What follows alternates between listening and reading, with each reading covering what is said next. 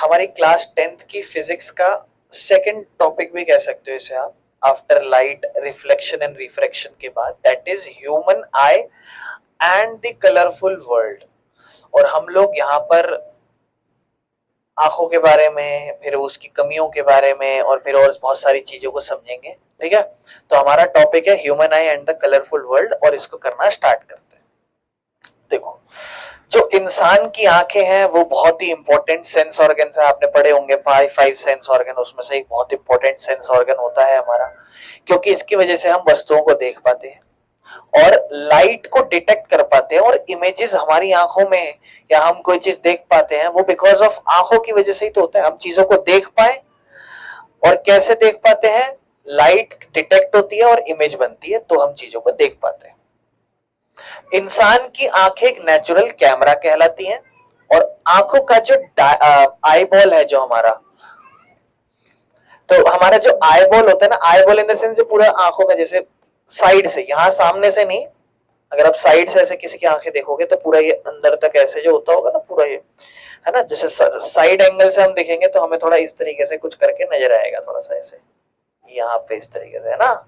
और यहाँ आपका लेंस होता है इस तरीके से, यहाँ रेटिना होता है, डार्क स्पॉट, तो ये आई बॉल की बात हो रही है ये।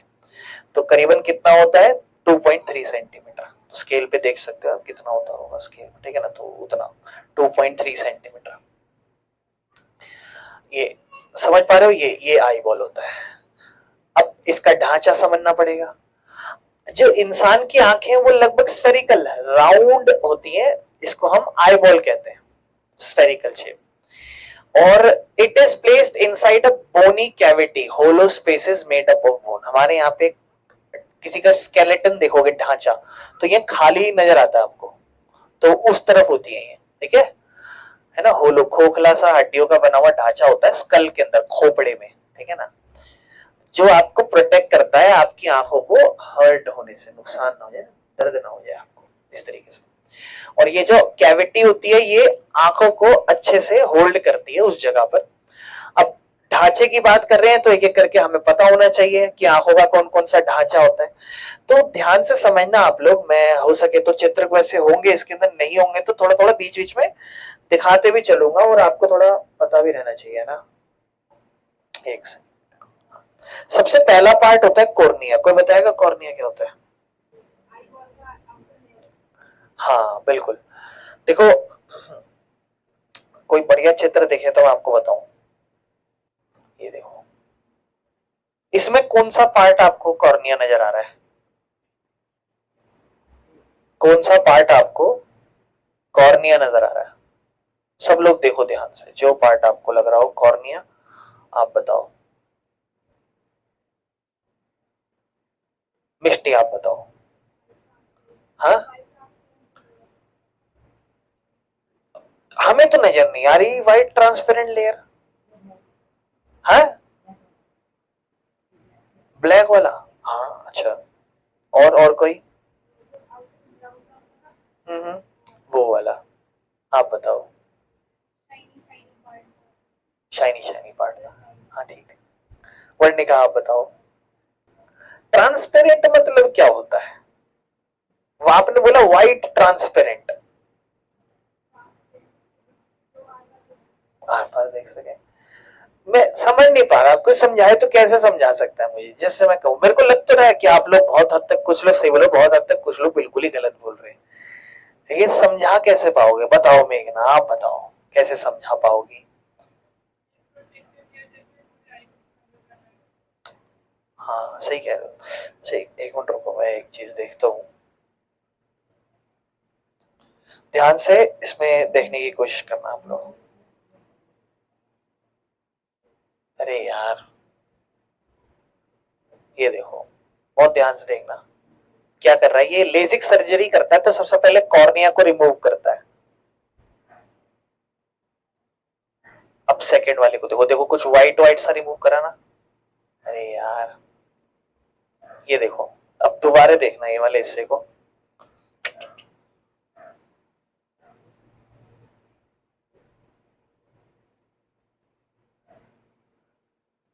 देख रहे हो, कुछ कुछ रिमूव हुआ ना, मतलब आंखें तो सारी चीज अंदर की ऐसी थी, लगा कि कोई नया फोन लेते तो पन्नी चढ़ी होती, पन्नी हटा दी, वो है ये, इसे कहते हैं कॉर्निया। अब समझ पा रहे हो कॉर्निया क्या है? हमारे जीवन आज तक धोखे में गुजरता, हम सोचते हैं कि कुछ है कुछ है कुछ है, कॉर्निया हम सोच ही नहीं पाते कि क्या है। तो पहले तो कॉर्निया को समझो कि कोई भी जैसे आंख है कुछ भी है, तो सबसे ऊपर उस पर एक व्हाइट परत है ऊपर, मतलब व्हाइट कह लो या ट्रांसपेरेंट कह लो, व्हाइट नहीं मतलब ट्रांसपेरेंट परत है एक, ऐसा लेंस की तरह। जैसे मेरे चश्मे का लेंस नजर आ रहा है, पीछे शक्ल नजर आ रही होगी आपको, आंखें अच्छे से दिख रही है, तो वैसे हमारी आंखें जो है मतलब डायरेक्ट हमारा किसी भी लाइट का कांटेक्ट नहीं होता लेंस से, वहां एक ट्रांसपेरेंट परत है जिसे कॉर्निया कहा गया है। और आपने देखा जब किसी इंसान की लेजिक सर्जरी करनी है तो सबसे पहले क्या करा, उसका कॉर्निया हटाया, फिर उसके बाद बीम पड़ती, उसको कोशिश करनी है कि पूरा आंखें मिलाने की, तब जाके उसका लेजिक आई सर्जरी होता है। लेकिन ये सब फर्स्ट स्टेप है। और सबसे बाहर की जो परत है, ये जो आप देख रहे हो, ये कॉर्निया है। इसको जैसे ही हटाते हैं ऐसा लगता है कि कुछ कपड़ा उतार दिया, इस तरीके से, है ना। इस जैसे नया फोन है तो उसका पन्नी हटाते बड़ा ताजा ताजा सा लगता है, तो वैसे। तो कॉर्निया एक ट्रांसपेरेंट क्लियर ग्लास की तरह होता है, ये हमारी आंखों का फ्रंट पार्ट होता है, और यही अलाउ करता है लाइट को एंटर करना, इसी से ही लाइट आती है। बाकी यही लाइट को बेंड भी करता है, जैसे रिफ्रैक्शन, क्योंकि देखो ना अब ये एक तरीके से ग्लास है, लाइट इस पे फॉल करती होगी और यहीं से बेंड होती है एक मीडियम से दूसरे मीडियम में। समझ, रिफ्रैक्शन पढ़ चुके, कितना आसान होगा देखो आपके लिए, रिफ्रैक्शन रिफ्लेक्शन सब समझना, ठीक है ना, कोई दिक्कत तो नहीं। सेकंड इज एक्वस ह्यूमर, एक क्लियर वाटरी फ्लूइड होता है कॉर्निया के पीछे, यहाँ पे कॉर्निया है ना, इसके पीछे, इसको भी देखेंगे अगर दिखे तो। और मेंटेन करता है ये shape of the front part of the eye, आंखों का फ्रंट पार्ट मेंटेन रहे, और थोड़ा सा ये भी लाइट को बेंड करने में मदद करता है थोड़ा सा, ठीक है ना। तो एक्वस ह्यूमर कहलाता है ये देखो एक किसी ने एक आंख खोल के रख रखी है आपके सामने, देखो दिखाता हूं, पर इसमें विट्रस ह्यूमर दिखा रखा है, ये आंख का आगे का हिस्सा है, ठीक है, और ये आंख का पीछे का आधा हिस्सा यहाँ रख रखा है। समझ नहीं पा रहे होगे आप लोग कैसे दे रखा है, बट हाँ ये दे रखा है, ठीक है। और मैं कुछ और दिखाता हूँ, कुछ और हो तो देखो एग्जैक्टली किस स्पॉट पे होता है वो स्पॉट देख लो। और जनरली कुछ नहीं होता, ये थोड़ा सा फ्लूइड होता है, एक वाटरी फ्लूइड होता है, बस इसका पोजीशन देख लो, हद से और तो इसमें ज्यादा कुछ ठीक से दिखेगा नहीं। ये देखो बस ये पार्ट, ये यहाँ पे जैसे ये कॉर्निया है ना, ये वाला हमारा कॉर्निया है, ये हमारा लेंस है, तो उसके बीच में जो थोड़ा सा वाटरी फ्लूइड वाला पार्ट होता है लिक्विड टाइप, ये वो होता है, समझ रहे हो। बाकी ये एक्वस ह्यूमर, और जो पीछे की तरफ जो पार्ट होता होगा लिक्विड टाइप, वो होता होगा विट्रस ह्यूमर, जो हम पढ़ेंगे आगे जाके, ठीक है, देखेंगे भी। फिर आता है आइरीज या इरीज। अब आप अपनी आंखें देखते हो तो आंखों में ये जो कलर पार्ट आपको नजर आ रहा है, दिस कलर पार्ट है ना, this coloured part of the eye, ये ब्लैक भी हो सकता है, ब्राउन भी हो सकता है, ब्लू भी हो सकता है, दिस इज कॉल्ड आइरीज।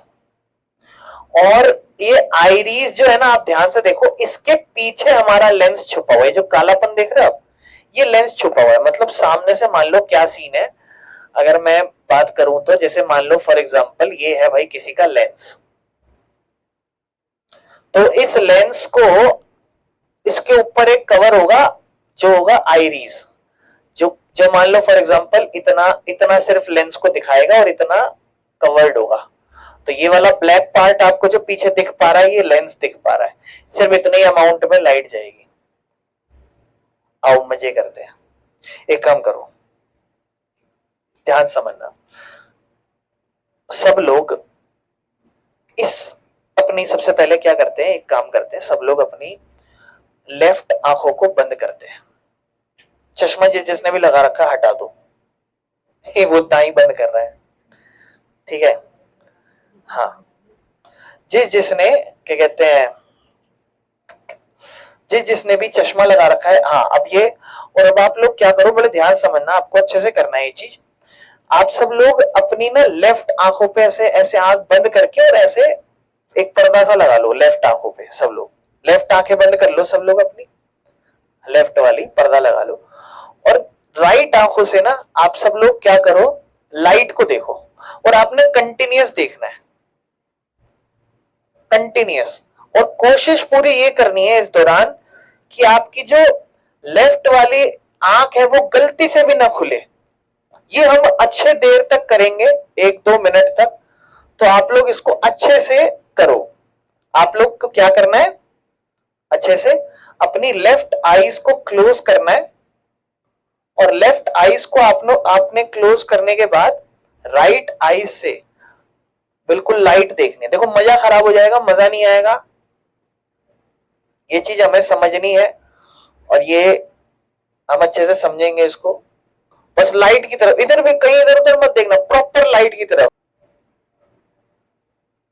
याद करो रात को खाने में क्या बनेगा, इस तरफ फोकस ही मत करो कि लाइट को देख रहे हैं हम, बस देखते रहो और फोकस करो रात को खाने में क्या बनेगा, आज घर में आज क्या मिलने वाला है, कढ़ी चावल, राजमा चावल, छोले चावल, आलू, भिंडी। अच्छा, देखते रहना, जब मैं बोलूं तभी जो मैं बोलूं वो, पहले मेरी बात को ध्यान से सुनना। जब तक मैं कहूं तब तक तो आंखें खोलना ही मत, जब तक मैं बोलूं तब तक तो गलती से भी मत खोलना, जब तक मैं ना बोलूं तब तक गलती से भी मत खोलना। अब आपको करना क्या है, आंखें तो बंद ही रखनी है, आंखें बंद रखनी है, अभी भी लाइट की तरफ ही रखो, लाइट की तरफ ही रखो आंखें, और राइट वाली वैसे ही रखो।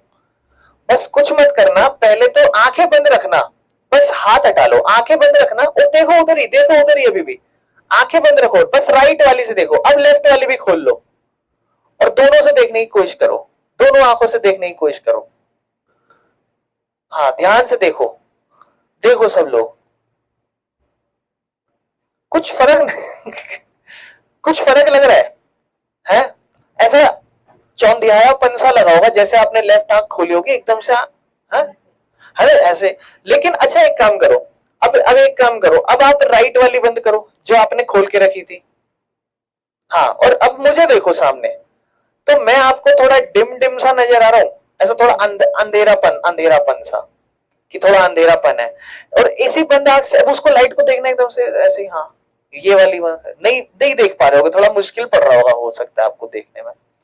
अब समझ सकते हो चीज क्या है, ये सारा ना खेल आइरिस और प्यूपिल का है। हमें अब ये चीज समझनी है, हमें ना ध्यान से ये चीज समझनी है, बड़ा ध्यान से सुनना मेरी बात। अब हम लोग देखते हैं आइरिस और प्यूपिल का क्या काम है। देखो मजा आया होगा आपको ये समझने में। अब भाई आप ध्यान से सुनो मेरी बात। हाँ जी, तो आप ध्यान से देखो क्या हुआ इस सिचुएशन में, हमने क्या देखा। ये ये हमारी आंख है ना, जो ये हमारी आंखें हैं, इस आंखों में जो आप ये कलर्ड पार्ट देख रहे हो ना, दैट इज कॉल्ड आइरिस।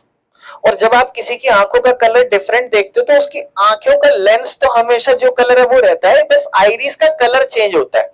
नीली आंखें, लाल आंखें, गुलाबी, जो भी आप आंखें देख रहे हो वो दैट इज ब्लू आइज, जैसे यहां नजर आ रही है, तो ये दैट इज आइरिस का कलर है। और प्यूपिल जो इसका साइज एडजस्ट करता है। ये हुआ क्या होगा, अब मैं आपको समझाता हूं।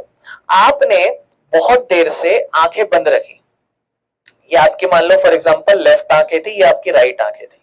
आपकी जो राइट आंखें थी ना, जो राइट आंखें थी वो कंटिन्यूअस लाइट देख रही थी, और लाइट बहुत ज्यादा मात्रा में आपकी आंखों में गिर रही थी। तो आपकी आंखों को जो डायरेक्शंस मिली वो ये मिली कि भाई इतना अमाउंट ऑफ लाइट अपनी आंखों में एंटर मत करने दो, आइरिस का साइज बढ़ा दो।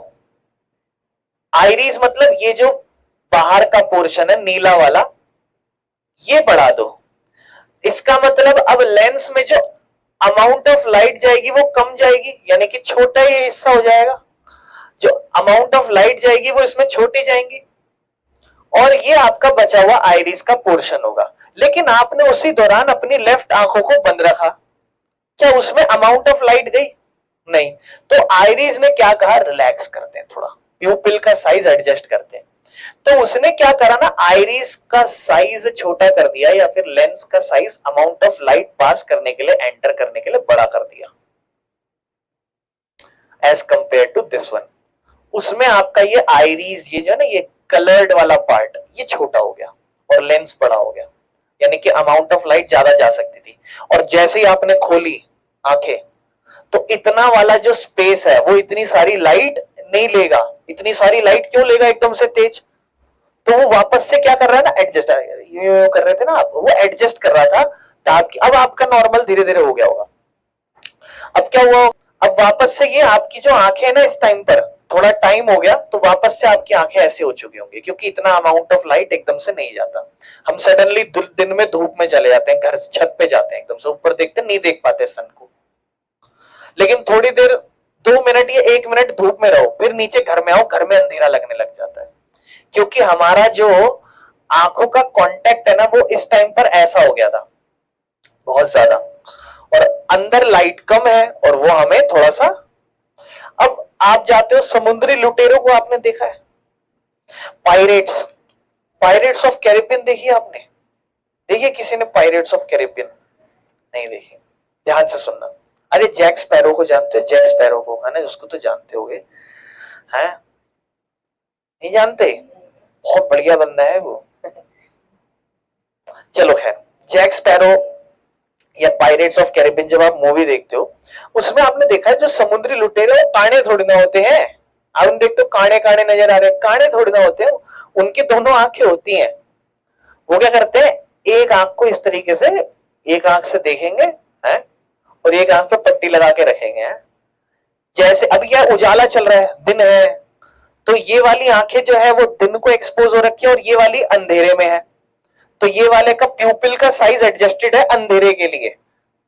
अब जैसे अंधेरे में घुस गए, क्योंकि पहाड़ कभी गुफाएं होती है ना, अब जैसे तुम गुफाओं में घुस गए एकदम से, तो गुफा में घुसे तो वो तो यूं ही करता रह जाएगा, दिखने तो दिखने कुछ चाटे चोटे मार के भाग जाएगा। तो उसने क्या करना है, ये पट्टी उठा के यहां कर देनी है, यानी कि धूप वाली आंखों को बंद करेगा और जो अंधेरे वाली, जो ऑलरेडी अंधेरे में थी आंखें, वो उसको खुले करे सब दिखाई देगा। वो खुली हुई होंगी सब, उसको उसको सब दिखाई दे रहा होगा धूप में रहने के बावजूद भी। इसीलिए रखते थे भाई, वो लोग काणे नहीं होते हैं, समझ रहे हो? समुद्री लुटेरे अपने काणे नहीं होते, ठीक है, वो लोग देख पाते हैं, ठीक है। काणे मतलब वन आइड मैन, है ना, इस तरीके से कहा जाता है। अब जैसे आप लोग रात को सोने बैठते हो तो थोड़ी लेट नींद आ जाए किसी दिन, जिस दिन आप सोच रहे होते हो कि हो my life is going in this stage, in that stage, अभी ये करना हो, तो थोड़ा 10-15 मिनट हो जाते हैं, तो आपको पूरा घर नजर आने लग जाता है अंधेरे के अंदर। क्यों?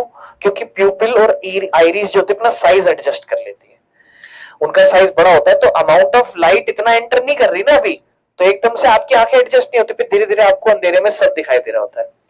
तो ये सारा हमारा खेल होता है भाई, आइरिस। और आइरिस के बाद ये जो स्पेस देख रहे हो अमाउंट लाइट एंटर करने का, ये प्यूपिल कहलाता है, ठीक है। कोई दिक्कत तो नहीं, ये गेट के तौर पर काम करता है, ठीक है ना। साइज, प्यूपिल का साइज भी ये कंट्रोल करता है, प्यूपिल का साइज बड़ा छोटा सब यही कंट्रोल करता है, ठीक है ना। अब प्यूपिल, प्यूपिल एक सर्कुलर होल, ये जो होल देख रहे हो ना कितना अमाउंट ऑफ, अब आप जब लेंस देखते हो ना बेटा, तो ये लेंस यूं मत सोचना ये लेंस आपका नहीं, ये जो आइरिस है ना, ये आइरिस है और आइरिस के बीच में ये होल है जो आपका एक्चुअल लेंस दिखा रहा है। कभी भी रात को जाना और अपनी आंखों को बहुत अच्छे से शीशे में निहारना, रात को सुबह जब भी मन करे, और देखना आपको मोस्ट ऑफ द लोगों को अपना आइरिस का कलर ब्राउन नजर आएगा। किसकी है ब्राउन आंखें बताओ, किसी को है, किसी ने नोटिस करी हो तो? जैसे आपकी हो गई, हाँ, समझ रहे हो ना मैं क्या कहना चाह रहा हूँ, कि नीली वीली तो बहुत रेयर हो गई है, वो तो करना तो फिर लेंस लगा लो। लेकिन लेंस जो है आपकी आंखों का, जो एक्चुअल में स्फेरिकल कन्वेक्स लेंस है आपकी आंखों का, वो तो बहुत अंदर है। आप उससे पहले कॉर्निया देख लिए, आइरिस देख लिए, एक्वस ह्यूमर देख लिया हमने, तो समझ रहे हो कितना सारा है ना। समझ में आ गया अब आपको? आइरिस, प्यूपिल और लाइट इस होल के थ्रू ही अंदर जाती है, ठीक है जी। अगर आप ब्राइट लाइट में बैठे हो तो आपकी आंखें बहुत ज्यादा हर्ट हो सकती है, डैमेज हो सकता है आपका रेटिना भी। तो उस केस में आप देखते हो क्या कि प्यूपिल जो होता है ना वो छोटा हो जाता है। प्यूपिल छोटा क्यों हो रहा है? यानी कि आइरिस बड़ा, आइरिस अपना साइज बड़ा कर रहा है और प्यूपिल को छोटा कर रहा है, होल, होल को क्या कर रहा है? छोटा, ताकि अमाउंट ऑफ लाइट कम जाए, है ना। लेकिन जैसे ही रात हो जाती है तो देखो, है ना, ये डिफरेंसेस आ जाते हैं। ये डिफरेंसेस देख पा रहे हो आप लोग?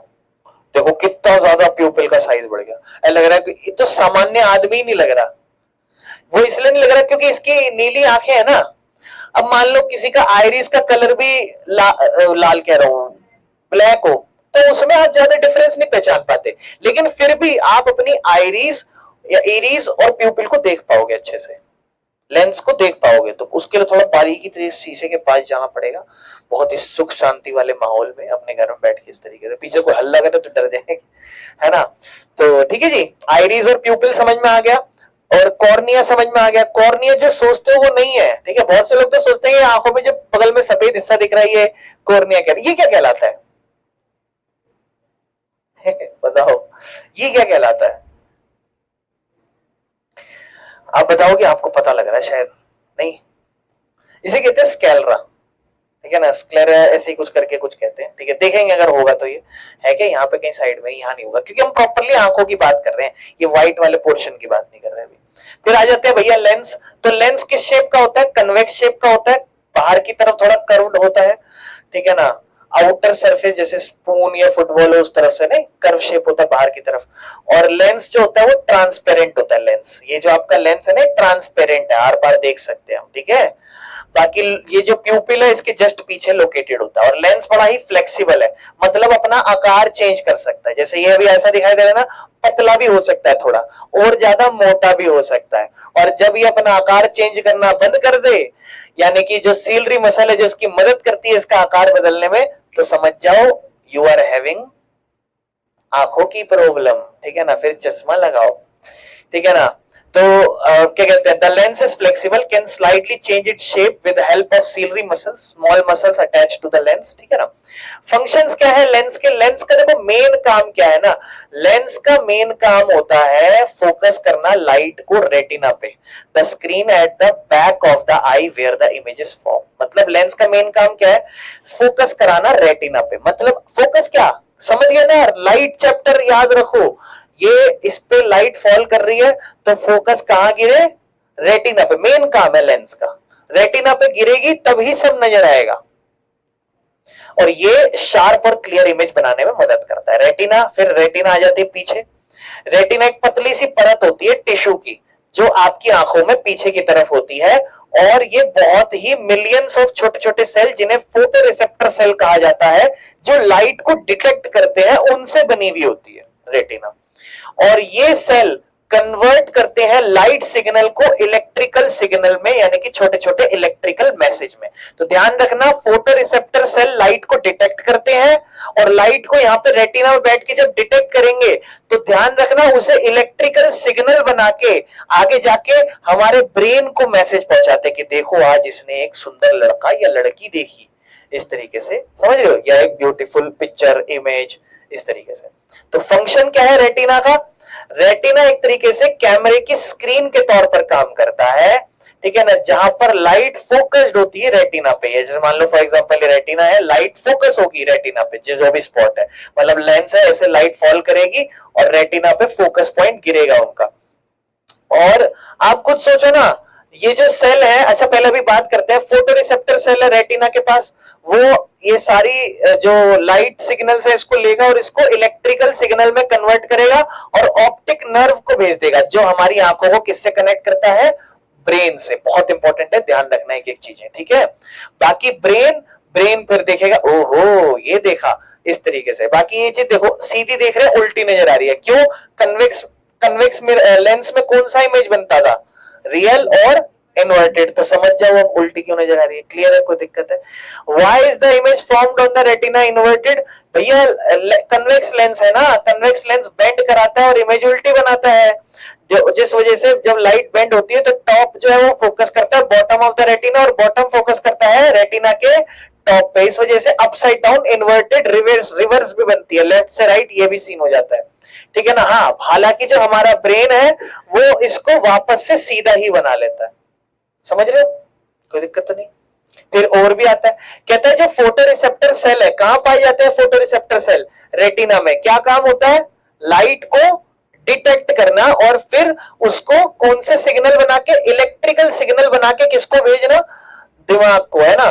तो ऑप्टिक नर्व को, और ऑप्टिक नर्व किससे कनेक्ट करती है, ब्रेन से। तो फोटो रिसेप्टर में दो तरीके के रेटिना, मतलब दो तरीके के फोटो रिसेप्टर सेल होते हैं, एक होता है रॉड्स और एक होता है कोन्स। छोटी क्लास में पढ़ा था तब भी आपने सुना होगा। आपके जो फोटो रिसेप्टर सेल जो रेटिना के अंदर सेल होते हैं, जिनसे रेटिना बना हुआ है, photoreceptor types of cell या टिश्यू से, तो वो दो तरीके के होते हैं, एक होता है रॉड और एक होता है cons.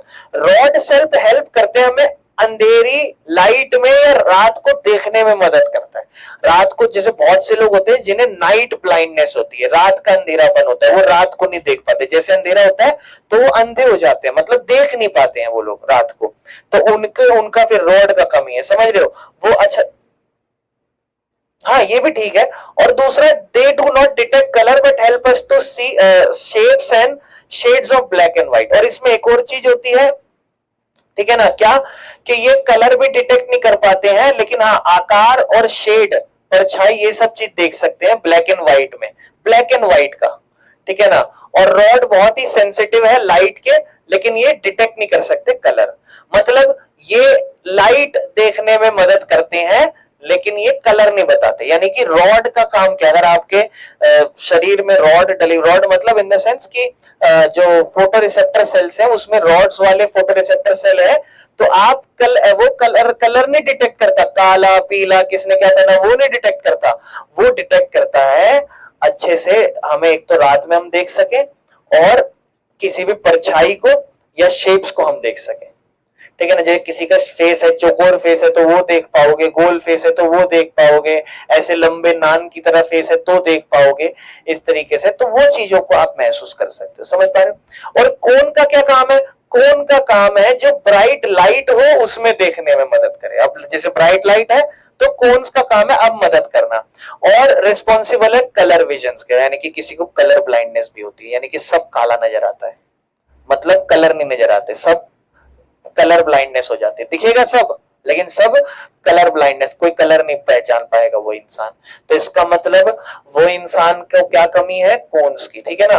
There are three types of cone that detect red, green और ब्लू कलर, ठीक है ना। तीन तरीके के रेड, ग्रीन और ब्लू कलर को डिटेक्ट कर पाते हैं, कोई दिक्कत तो नहीं। फिर आ जाती है हमारी सीलरी मसल्स। ये क्या करती हैं, बहुत छोटी सी मसल्स हैं जो लेंस से कनेक्ट होते हैं। आपने देखा होगा लेंस है और उसके नीचे इस तरीके से मसल्स होती हैं जो इन्हें कनेक्ट करती है इस तरीके से, ये देख रहे हो, ये सीलरी मसल्स है। क्या करती हैं जी ये, they help the lens to change it shape. अब मैंने आपको बताया ना लेंस कभी मोटा हो जाता है, पतला हो जाता है, वो शेप चेंज करने में मदद करती है। और अकोमोडेशन करने में, अकोमोडेशन मतलब लेंस को एडजस्ट करने में, एडजस्ट मतलब अकोमोडेशन मतलब एडजस्ट करना, ठीक है। Adjust the lens to focus, है ना। जब दूर का देखो पास का देखो तो लेंस को एडजस्ट करना, और वो भी समझाऊंगा आगे की क्लास में कि कैसे प्रॉब्लम क्या क्या आती है। लेकिन पॉइंट है आपको हर चीज ना नॉलेज के तौर पर और साइड बाय साइड पढ़ते हुए समझ में आनी चाहिए। हमारी आंखें जो है ना वो, उनको जरूरत पड़ती है कि वो एडजस्ट कर सके focus when we look at the things close और फार। देखो जब हम कोई पास देख रहे हो, दूर देख रहे हो, तो फोकस चेंज हो जाता है। हम दूर से देख रहे हैं तो हमारी आंखें जो है एडजस्ट करती है दूर की चीजों को, पास की चीजों को, तो वो काम कौन करके देता है, सिलरी मसल्स, ठीक है। कोई दिक्कत तो नहीं है। सीलरी मसल्स कैसे काम करती है, हम कह रहे हैं मान लो फॉर एग्जांपल तुम पास की चीज देख रहे हो, तो उस केस में मैं वैसे इसको प्रॉपर्ली समझाना नहीं चाहता पर समझ ही लेते हैं धीरे धीरे। कह रहे जैसे मान लो फॉर एग्जांपल तुम कोई पास की चीज देख रहे हो, तो उस केस में क्या होता है, जो लाइट आ रही होती है ना बहुत ही पास से आ रही होती है और फैली हुई होती है लाइट। मैं अगर कोई चीज पास से देख रहा हूं तो लाइट मेरी जब आंखों में पड़ेंगी तो वो डाइवर्जिंग नेचर की है, फैली हुई नेचर की है, ठीक है ना।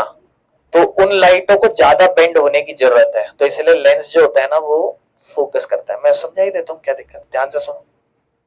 ये हमारा लेंस नॉर्मल बैठा है, नॉर्मल नहीं है अभी तो, जैसे मान लो ये हमारा लेंस है इस तरह, और हमने कोई पास से देखी चीजों को, ठीक है, पास से देख रहे हैं, तो लाइट फैली हुई है, डाइवर्जिंग नेचर की है, तो उस केस में हमें लाइटों को डाइवर्ज नेचर की है। फॉर एग्जाम्पल यहां रेटिना का स्पॉट है, जस्ट फॉर एग्जाम्पल, तो डाइवर्जिंग नेचर की है तो लाइट ऐसे पड़ी, और जब भाई पड़ी ही दूर है तो बेंड भी थोड़ा लेट होंगी, तो इमेज थोड़ी पीछे बनी, रेटिना पे नहीं बनी। हमने कहा जी दिख नहीं पा रहा, तो हम हमारी सीलरी मसल्स को बोलेंगे जरा लेंस को ना थोड़ा मोटा कर दो, क्योंकि मैंने आपको लाइट चैप्टर में समझाया लेंस जितना ज्यादा मोटा होगा लाइट उतनी जल्दी बेंड होगी। अब ये अभी भी डाइवर्जिंग नेचर की लाइट जितनी भी फॉल कर रही है वो पहले से जो यहां फॉल कर रही थी वो पहले फॉल करने लगेगी, बिकॉज ऑफ लेंस की थिकनेस बढ़ा दी, मोटा कर दिया लेंस को थोड़ा सीलरी मसल्स ने।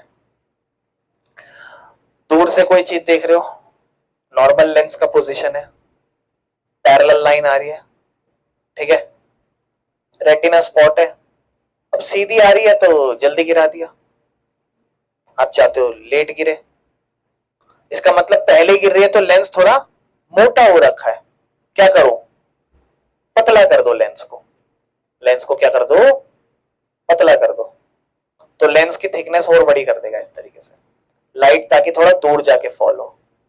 समझ पा रहे हो, कोई दिक्कत तो नहीं है, यही सारी बातें लिखी हैं इसके अंदर,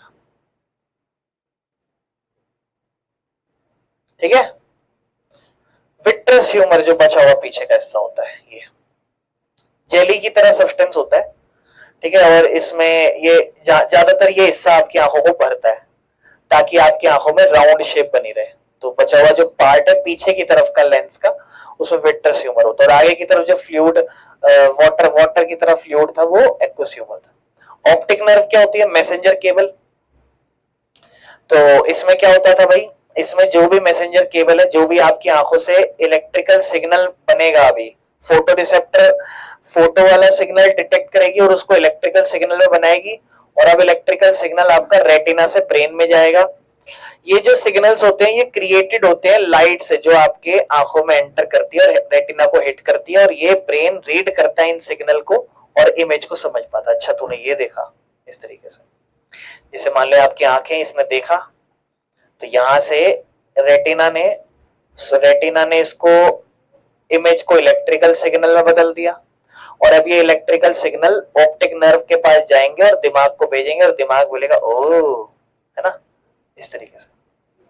आंखों का वर्क क्या है, लाइट कॉर्निया से एंटर करती है, एक्वस ह्यूमर प्यूपिल से होते हुए लेंस में जाती है, लेंस में फिर फोकस होकर रेटिना पे फॉल करती है, रियल और इन्वर्टेड इमेज बनती है, रेटिना उसे इलेक्ट्रिकल सिग्नल में चेंज करता है, ये सिग्नल ब्रेन को भेजे जाते हैं, ब्रेन बोलता है अच्छा तूने ये चीज देखी है, ऐसे ऐसे देखिए, उल्टी देखिए सीधी होगी बेटा, कोई दिक्कत तो नहीं है।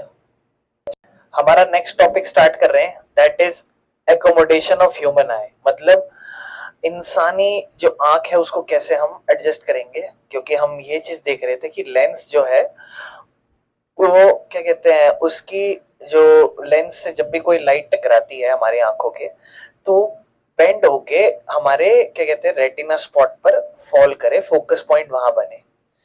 जरूरी नहीं है, कभी आगे पीछे हो सकता है, तो इसलिए हम अपने लेंस को एडजस्ट करते हैं।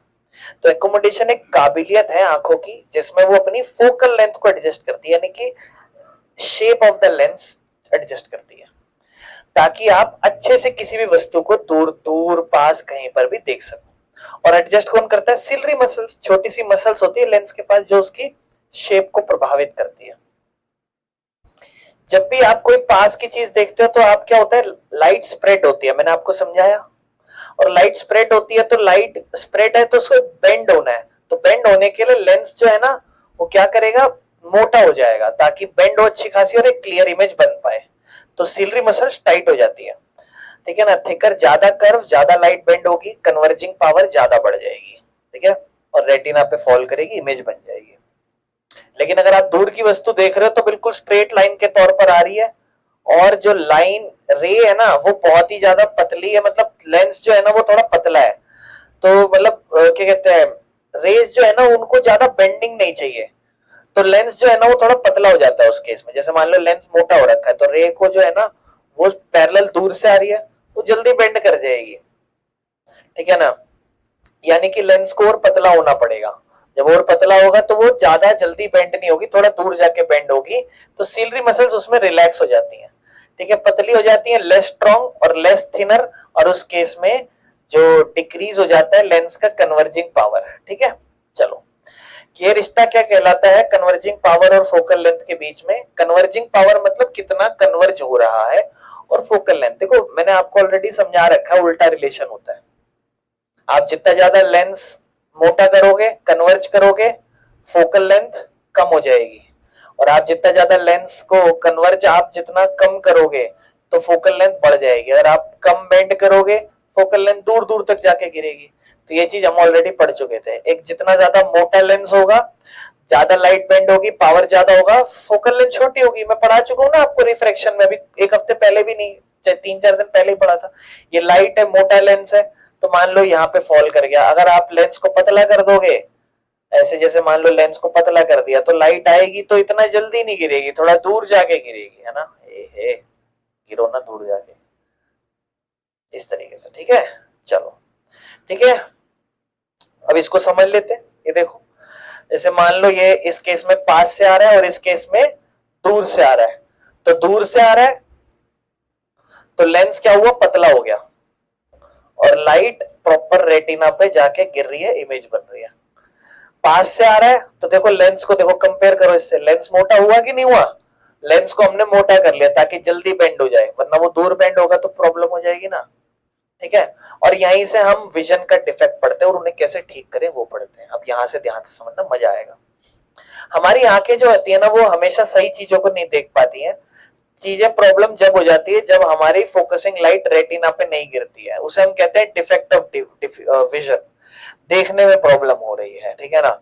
और मेनली 3 तरीके की प्रॉब्लम होती है। मायोपिया जिसे नियर साइटनेस कहा जाता है, हाइपरमेट्रोपी जिसे फार साइटेडनेस कहा जाता है, बोलते हैं प्रेसबायोपिया, जिसे हम पढ़ेंगे आगे जाके ये क्या होता है।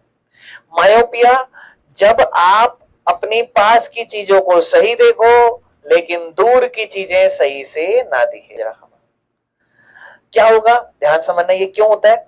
लाइट दूर से आ रही है, आपकी आंखों में गिरेगी, फोकस करेगी रेटिना पे, क्लियर इमेज बनाएगी, लेकिन मायोपिया में ये नहीं होता।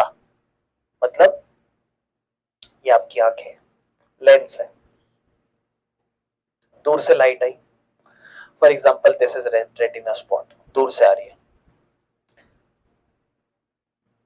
थोड़ा बेंड हो रखा है, जल्दी गिर गया, मां मुझे कुछ दिखाई नहीं दे रहा, ये वाला हिसाब किताब, ठीक है। मां बोलेगी अपने दिमाग को बोल, सीलरी मसल्स को, लेंस को थोड़ा क्या कर ले, पतला कर ले। लेंस पतला हुआ, कन्वर्जिंग थोड़ा कम हुआ, है ना, मोटा से थोड़ा पतला हुआ, तो फोकल लेंथ थोड़ी बढ़ जाएगी। मां मुझे सब दिखाई दे रहा है, ठीक है ना, ये चीज होगा। तो ये चीज हो गई, सीलरी मसल्स खराब, जाम हो गई, बोली चल अब से मैं काम ही नहीं करूंगी। लेंस ऐसी पोजीशन में, दूर से चीज देख रहे हो, कन्वर्जिंग ज्यादा है, रेटिना स्पॉट है, मां मुझे कुछ क्या बोलोगे, दिखाई नहीं दे रहा मां, ठीक है ना। तो मां बोलेगी कभी बोलता है दिखाई दे रहा है कभी नहीं, ठीक है। कहने का मतलब है भैया, सीलरी मसल्स ने जवाब दे दिया, बोली भाई साहब कर लो जो करना है, मैं तो नहीं हो रही ठीक, क्या करें। हम प्रॉब्लम में फंस गए ना। हम देख रहे हैं कि दूर से आ रहा है, लेंस बेंड होना चाहिए, है ना, मतलब सॉरी लेंस बेंड नहीं, वो थोड़ी पतला होना चाहिए, नहीं हो पा रहा। तो क्या करते हैं, बड़े ध्यान से सुनना, दो लेंस है ना, एक तो है कनकेव और एक है कन्वेक्स। इसका काम है कि आपके चश्मे के मतलब आंखों के बाहर लग जाए और लाइट को थोड़ा दूर भगा दे, और इसका काम है कि लाइट को मतलब ऑलरेडी कन्वेक्स है और ऑलरेडी कन्वेक्स को कन्वेक्स दे दोगे तो और बेंडिंग होगा और पहले गिर जाएगा। तो मां तो बहुत ही घोटाला हो रहा है, मां समझ रही है, सिचुएशन हो जाएगी, है ना। क्या करें फिर, तो यहां लगा देते हैं कनकेव लेंस। ये ले बेटा, डॉक्टर साहब होते ना कभी, जैसे आप तीनों का चश्मा लगा तो आप कभी गए होगे, तो बेटा लगा के देखो, अब पढ़ो क्या हमने बोला हुआ, ए ई आई, फिर बोला, फिर बोले अंकल नीचे वाली नहीं दिख रही, फिर उन्होंने बोला बेटा एक मिनट, ये लो और लगा दी, चश्मे में चश्मे नहीं लगाते, लो बेटा लगाओ, अब पढ़ पा रहे हो, अंकल इस साइड से थोड़ा धुंधला धुंधला नजर आ रहा है, लो बेटा 1 मिनट रुको, अंकल साफ आप करके लगाते रहो। चश्मे के भी नहीं 4-5 चश्मों की लेयर होती है, उस पर लगाते धड़ धड़ धड़ धड़ धड़, अब पढ़ाई होता है, जी बेटे आपके बेटे का नंबर बहुत बढ़ गया है, इस तरीके से ये वो माँ लगी इनकी, तो हम तो बोलते हैं हरी सब्जी नहीं खाती, ये वो फलाना फल। तो ये जीवन का हिस्सा चलता रहता है। तो ये क्या हुआ, कनकेव लेंस। कनकेव लेंस लगा दो। वो अंकल कनकेव लेंस लगा रहे बार बार आपको, अलग अलग पावर का। जैसे उन्होंने लगाया ना, तो ये जो लाइट जो पड़ रही है ना, ये थोड़ा उसको डाइवर्ज कर देगी। डाइवर्ज कर दिया। अब आपका लेंस है, मान लो वो तो अपना चेंज नहीं हो रहा, वो तो मैं नहीं हो रहा, कर ले जो करना है। अब सीधी जा रही थी, उसके से थोड़ी बेंड हो गई, तो थोड़ा स्प्रेडिंग होगी ना, है फैलती हुई आ रही है। और फैलती हुई आ रही है इस केस में, ज्यादा फैलती हुई आ रही है तो थोड़ा दूर जाके बेंड होगी। स्प्रेडिंग वाली है ना, ज्यादा फैलती हुई आ रही है तो दूर जाके बेंड होगी। और हो गया। अब जैसे मान लो ऐसा भी नहीं होगा, एक बारी में आपने लेंस लगाया, जैसे अंकल ने आपको लेंस लगा दिया, ज्यादा स्प्रेड नहीं हुई, थोड़ी सी हुई पहले, तो अंकल थोड़ा थोड़ा दिखाई दे रहा है, थोड़ा थोड़ा आगे बढ़ गए ना, अंकल ने कहा रुको बेटा, एलो मोटा चश्मा। तो क्या हुआ, थोड़ा और स्प्रेड हो गया, ताकि थोड़ा और जाके दूर पीछे मिले रेटिना स्पॉट, ताकि आप रेटिना स्पॉट पे पहुंच पाओ। ये दो चीजों की वजह से होता है, या तो आपकी आई बॉल छोटी हो जाती है, मतलब ये आई बॉल, ठीक है, ये आई बॉल है ना, ये छोटी हो जाए तो रेटिना स्पॉट अपने आप ही आगे आ गया, या आपका आई बॉल बड़ा हो जाता है तो रेटिना स्पॉट अपने आप ही पीछे चला जाए। दो केस होंगे, एक तो सिलरी मसल जाम कर जाए और एक आई बॉल चेंज हो जाना। समझ पा रहे हो? तो दोनों केस में फिर ये पंगा पड़ता है। क्लियर है? कोई दिक्कत तो नहीं है? चलो, हाँ, तो या तो देखो आई बॉल बहुत लंबी हो जाए, लंबी हो जाए, जैसे मान लो अब तक आपका रेटिना स्पॉट कहाँ था आंखों का, यहाँ था, अब आपका रेटिना स्पॉट लंबा हो जाए, यहाँ हो जाए, तो लेंस तो ठीक है, जब दूर से कोई भी चीज आती है तो उसे यहाँ गिरना चाहिए था, वो तो अभी भी यहीं गिर रही है, वो तो सही गिर रही है। लेकिन आप कह रहे हो माँ मुझे कुछ दिखाई नहीं दे रहा माँ, तो ये क्या हो रहा है बेटे, दिखाई तो देगा ही नहीं ना, तेरी आई बहुत लंबी हो गई, कहां से दिखाई देगा, है ना, ये हिसाब किताब हो गया, है ना। तो आई बॉल लंबी हो जाती है ना, गोल शेप की होती है, ओवल शेप हो जाता है, पीछे से थोड़ा ओवल शेप हो जाता है इस तरीके से, है, तो रेटिना और पीछे चला जाता है।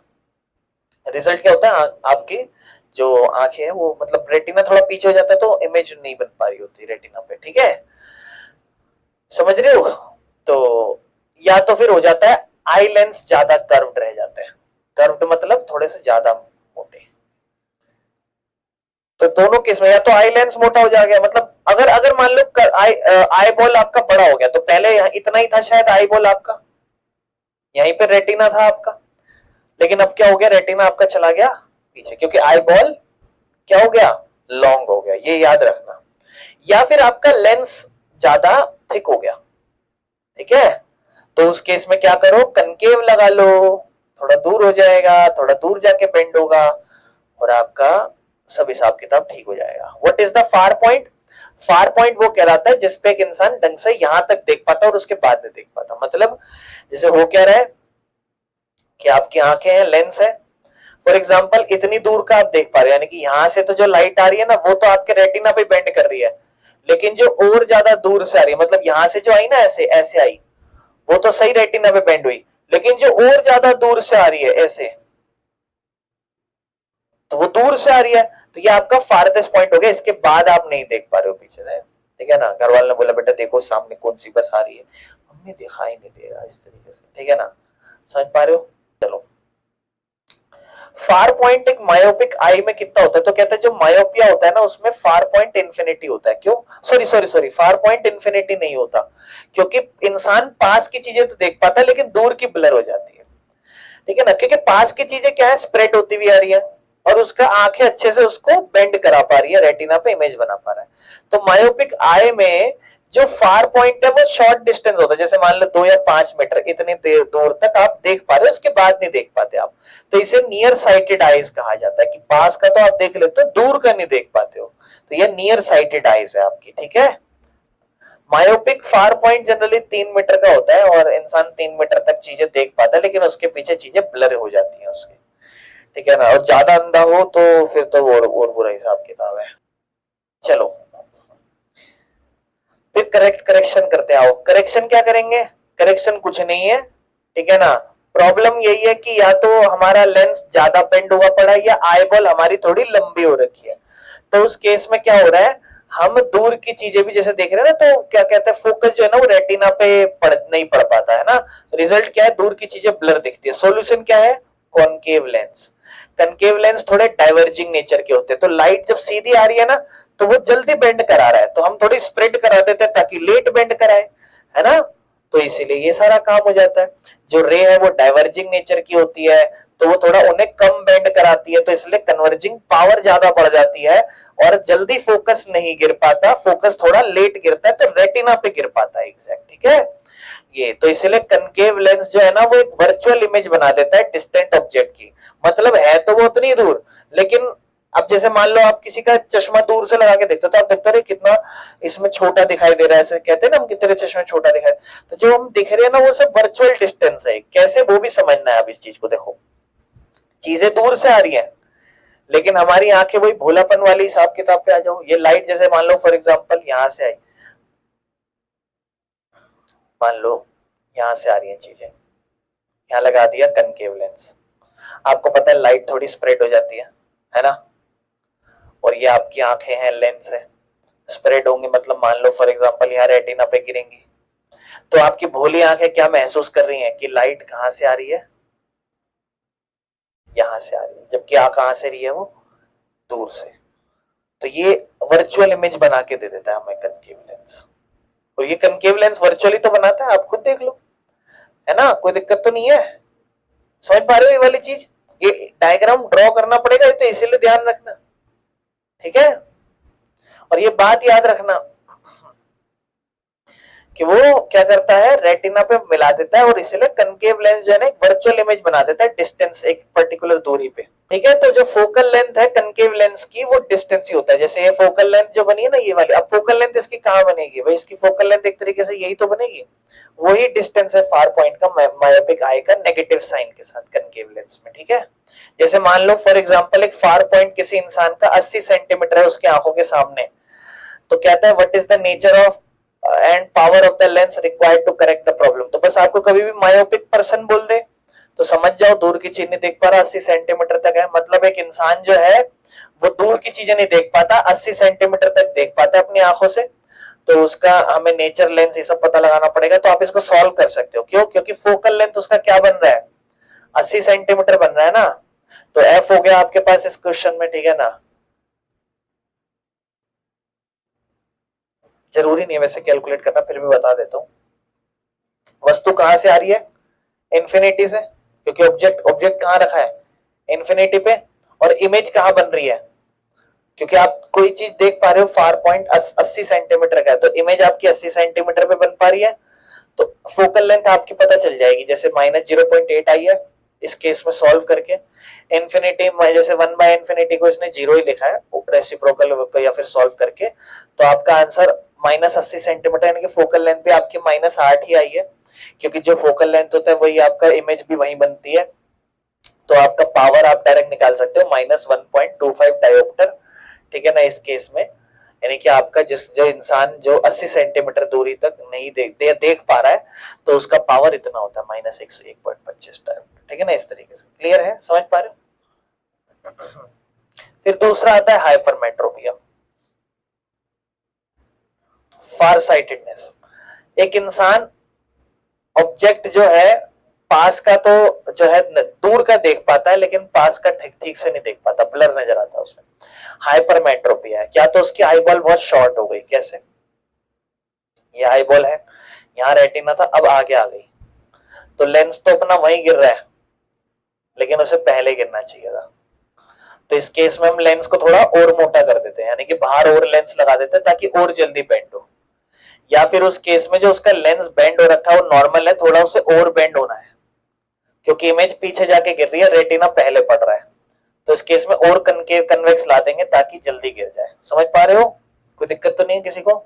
चलो, तो ये चीज होती है। इस केस में हम क्या करेंगे, या तो आई बॉल बहुत फ्लैट है, बहुत ऐसे पतला है, या फिर जो आई बॉल है वो बहुत ज्यादा पहले आ गया, तो इसमें इमेज क्या होता है ना, पीछे बनने लग जाती है, जब इमेज यहां बननी चाहिए, ठीक है, रेटिना के पीछे बननी चाहिए। बाकी एक नॉर्मल ह्यूमन आई का नियर पॉइंट 25 सेंटीमीटर होता है, एक इंसान 25 सेंटीमीटर तक का तो सब सही से देख पाता है, ठीक है ना। नियर पॉइंट हाइपरमेट्रोपिया में जो होता है वो 25 सेंटीमीटर से दूर का होता है, यानी कि इंसान जो है ऐसा समझ लो कि 25 सेंटीमीटर से नियर पॉइंट फार हो जाता है, तो जो पर्सन है वो नियर बाय ऑब्जेक्ट क्लियर नहीं देख सकता, यानी कि इंसान जो है वो 50 सेंटीमीटर और दूर का देख सकता है अच्छे से, ठीक है ना। जैसे मान लो फॉर एग्जांपल अगर आप 25 सेंटीमीटर से किताब अपनी और पास लाओगे तो ब्लर होने लग जाएगा, ठीक है ना। तो उस केस में आप कहोगे हाइपरमेट्रोपिया की प्रॉब्लम है, यानी कि 50-25 सेंटीमीटर और पास लाओगे तो पास की नजर कमजोर है, इसलिए बहुत से लोग दूर ले जाकर पढ़ते हैं, ठीक है। इमेजिन करो कैसे लोग है ना दूर का पढ़ते, थोड़ा दूर ले जाके पढ़ते हैं उसको, है ना। अब इसमें क्या होता है, सिंपल है, नॉर्मल नियर पॉइंट है और फिर वो थोड़ा दूर ले जाते हैं इस तरीके से ताकि इमेज थोड़ा सही से बन पाए, जितना दूर ले जाएंगे तो लाइट अब वहां से आएगी और ठीक से बेंड कर पाएगी। समझ मतलब समझ पा रहे हो कैसे, जैसे मान लो ये आपका आंखों का लेंस है और यहाँ आपका रेटिना स्पॉट है, अब आप लाइट आपने पास से फॉल कराई तो वो क्या हो रहा है, वो थोड़ा दूर जाके गिर रही है, नहीं, हाँ। तो इस केस में आप क्या करते हो, यानी कि आपका जो लेंस है वो क्या हो रहा है, वो थोड़ा और मोटा होना चाहिए था, मोटा नहीं हो रहा, तो आप क्या कर रहे हो, पास से पढ़ रहे हो इसीलिए ज्यादा लाइट स्प्रेड हो रही है, इसीलिए वो थोड़ा जल्दी नहीं दूर गिर पा रहा है, तो आप थोड़ा दूर कर लो इसको, ये लो, थोड़ा दूर करोगे तो लाइट अब ज्यादा, लेंस को बेंड होने की जरूरत नहीं है, जितना वो था उतने से काम चल जाएगा और अब फिर पहले ही गिरने लग जाएगी। समझ पा रहे हो। चलो, प्रॉब्लम हाइपरमेट्रोपिया में ये है जब आप कभी कभी एक क्लोज देखते हो किसी भी चीज को तो लाइट डाइवर्ज हो जाती है नॉर्मली और आईज बेंड कन्वर्ज और वो फोकस करती है रेटिना पे, लेकिन हाइपरमेट्रोपिया में आपका आई लेंस बहुत कमजोर हो जाता है या तो आई बॉल बहुत छोटी हो जाती है, तो जो पास की चीजें हैं वो उसमें ज्यादा बेंड नहीं हो पाता अच्छा खासा, तो ब्लर दिखाई देता है। करेक्ट करेक्ट क्या है, कन्वेक्स ला दो थोड़ा और बेंड कराओ, बेंड कम हो रहा है उसमें, ठीक है ना। तो कन्वेक्स लेंस में हम क्या करते हैं, जो चीजें हैं वो चश्मे के सामने, मतलब जैसे ये केस है, इस केस में क्या होगा, जैसे ये मान लो यहाँ लेंस था, यहाँ से कोई पास की चीज आप देख रहे हो, ये आपका रेटिना स्पॉट है, तो ये थोड़ा दूर जाके गिर रहा है, यानी कि बेंड जल्दी नहीं हो रहा, तो बेंड ज्यादा कराना है और कन्वेक्स ला दो, तो ये यहीं से थोड़ा और बेंड करा देगा इसको, और यहीं से और बेंड करा देगा तो प्रॉपरली पहले ही गिरने लग जाएगा। समझ पा रहे हो, कोई दिक्कत तो नहीं है। और ये अज्यूम करेगा कि ये यहीं से आ रहा था थोड़ा पहले से, या उल्टा बोल दिया मैंने, थोड़ा दूर से आ रहा था, ठीक है ना। सो जो कन्वेक्स लेंस है वो वर्चुअल इमेज बनाता है, ठीक है ना, object at the near hypermetropic eye के, ठीक है। जैसे कन्वेक्स लेंस लगाया तो यहां से एक्चुअल में आप चीज देख रहे हो, लेकिन आपकी आंखें ऑलरेडी बेंड हो गई है, तो वो क्या अज्यूम कर रही है, कोई चीज दूर से आ रही है, इसीलिए आपका लेंस ठीक हो जाता है उस केस में, ठीक है। समझ पा रहे हो, कोई दिक्कत तो नहीं है। चलो, ये सारी बातें ऑलरेडी एक क्वेश्चन दे रखा है इससे रिलेटेड, फिर से ट्राई कर लेना, अगर लगे कोई दिक्कत तो बोलना, मैं आगे चल रहा हूँ। Next topic, presbyopia. एक इंसान पास और दूर दोनों का ना देख पाए, आप देखा किसी किसी के चश्मे ऐसे बने हुए होते हैं, दो लेंस होते हैं, है ना, वो वाला ऐसा। ये जनरली उम्र के साथ साथ हो जाता है, 40-45 साल में आपकी सिलरी मसल बहुत कमजोर हो जाती है और आपके लेंस जो होते हैं फ्लेक्सिबिलिटी खो देते हैं एडजस्ट करने की। तो कैसे ठीक करें, बायफोकल लेंस लगा लो, अपर पार्ट आप डिस्टेंस कनकेव और नीचे वाला पार्ट हाइपरमेट्रोपिक अपना कन्वर्ज लगा दो, ठीक है, कोई दिक्कत तो नहीं है। और भी विजन्स होते हैं डिफेक्ट वाले, जैसे एक पड़ता है कैटरेक्ट, कैटरेक्ट मोतियाबिंद, सुना है आपने मोतियाबिंद है। अच्छा, हाइपरमेट्रोपिया कोई दिक्कत तो नहीं है, क्लियर है, हाइपरमेट्रोपिया लेंस ठीक कैसे करा, समझ में आ गया ना। मैं बहुत ज्यादा डीपली नहीं इसलिए पढ़ा रहा क्योंकि उतना मैंने प्रीवियस ईयर में देखा नहीं आता, लेकिन हाँ ठीक कैसे करना है उसका करेक्ट करने का क्वेश्चन आता है कि इसको ठीक करके दो, कौन सा लेंस आएगा, तो कहाँ कहाँ से इमेज आ रही है नहीं आ रही वो सब बनाना पड़ेगा, अच्छे से समझना, और आई बॉल शॉर्ट लॉन्ग क्या होती है वो सब एक्सप्लेन करना पड़ेगा, ध्यान रखना। कैटरेक्ट मोतियाबिंद है जब आई का जो लेंस होता है ना आपका लेंस, वो क्लाउडी या ओपेक हो जाता है, ओपेक मतलब अब लाइट उसमें पास नहीं कर पाएगी, समझ पा रहे हो, है ना। तो लाइट को रेटिना पे इमेज बनाने से रोक देता है, ठीक है ना, डिम विजन हो जाता है, ढंग से नहीं दिखाई देता, एजिंग के तौर पर होता है। या तो मान लो किसी को इंजरी हो जाती है आंखों पे, या डायबिटीज हो जाती है, या कोई अल्ट्रावायलेट रेज बहुत ज्यादा पड़ जाती है आंखों पे, स्मोकिंग, जेनेटिक रीजन अगर माँ बापों से मिल जाए तो इसमें होता क्या है, जो आपका ट्रांसपेरेंट लेंस है ना, वो फैट उस पर जम जाता है, क्लाउडी हो जाता है, वो ब्लर विजन हो जाता है, फेडेड कलर्स हो जाते हैं। तो फिर ट्रीटमेंट क्या है, कहता है ये कोई ऐसा नहीं है कि चश्मा लगा लो तो ठीक हो जाएगा, क्योंकि यहाँ तो लेंस जो है ना वो रास्ता ही रोक रहा है, वो कह रहा लाइट ही नहीं पास करने दूंगा। तो इसमें फिर एक ही सॉल्यूशन है, क्लाउडी लेंस हटा दो, ठीक है ना, क्लाउडी लेंस जो है उसको रिमूव कर दो, और नए आर्टिफिशियल जो इंट्राओक्यूलर लेंस कहलाते हैं उसको इम्प्लांट कर दिया जाता है, ठीक है, कोई दिक्कत तो नहीं। नेक्स्ट टॉपिक स्टार्ट करते हैं हमारा, that is refraction through a glass prism. अब रिफ्रैक्शन हमें पता है क्या है, हमें पता है रिफ्रैक्शन क्या है, लेकिन एक ग्लास प्रिज्म से रिफ्रैक्शन करते हुए हम क्या देखेंगे और ग्लास प्रिज्म क्या है वो समझ में आना चाहिए।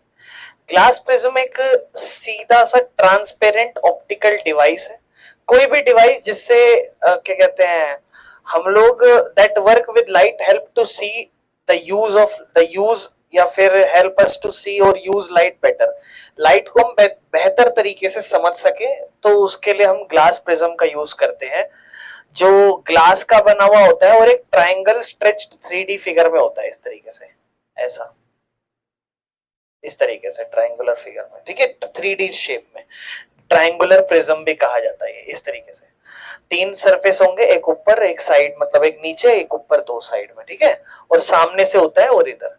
बाकी ध्यान रखना हम क्या क्या समझेंगे, इसके कहते हैं दो फेसेस होंगे, एक क्या कहते हैं, these are the flat surfaces when a light enters and comes out, these are called refracting surface, मतलब जब भी लाइट जाएगी और फिर बाहर आएगी वो सब रिफ्रैक्टिंग सरफेस कहलाएगा। ट्रायंगुलर फेसेस इसके अंदर तीन होते हैं, ठीक है, और दो फेस जहां से लाइट आएगी और जाएगी। बाकी जब भी दो ट्रायंगुलर मीट करते हैं, मतलब दो ट्रायंगल जैसे मान लो इस तरीके से, ये दो इस शेप आपस में मीट करे, तो इसे एंगल ऑफ प्रिज्म कहा जाता है, जो कि समझने के लिए है, ठीक है। बाकी ये एंगल इंपॉर्टेंट इसलिए क्योंकि ये बताता है लाइट कितना ज्यादा या कैसे बेंड करेगी, ये चीज समझने के लिए बहुत जरूरी है, ये वाली चीज, क्योंकि लाइट हम पास कराएंगे ना तब ज्यादा अच्छे से चीजें क्लियर होगी।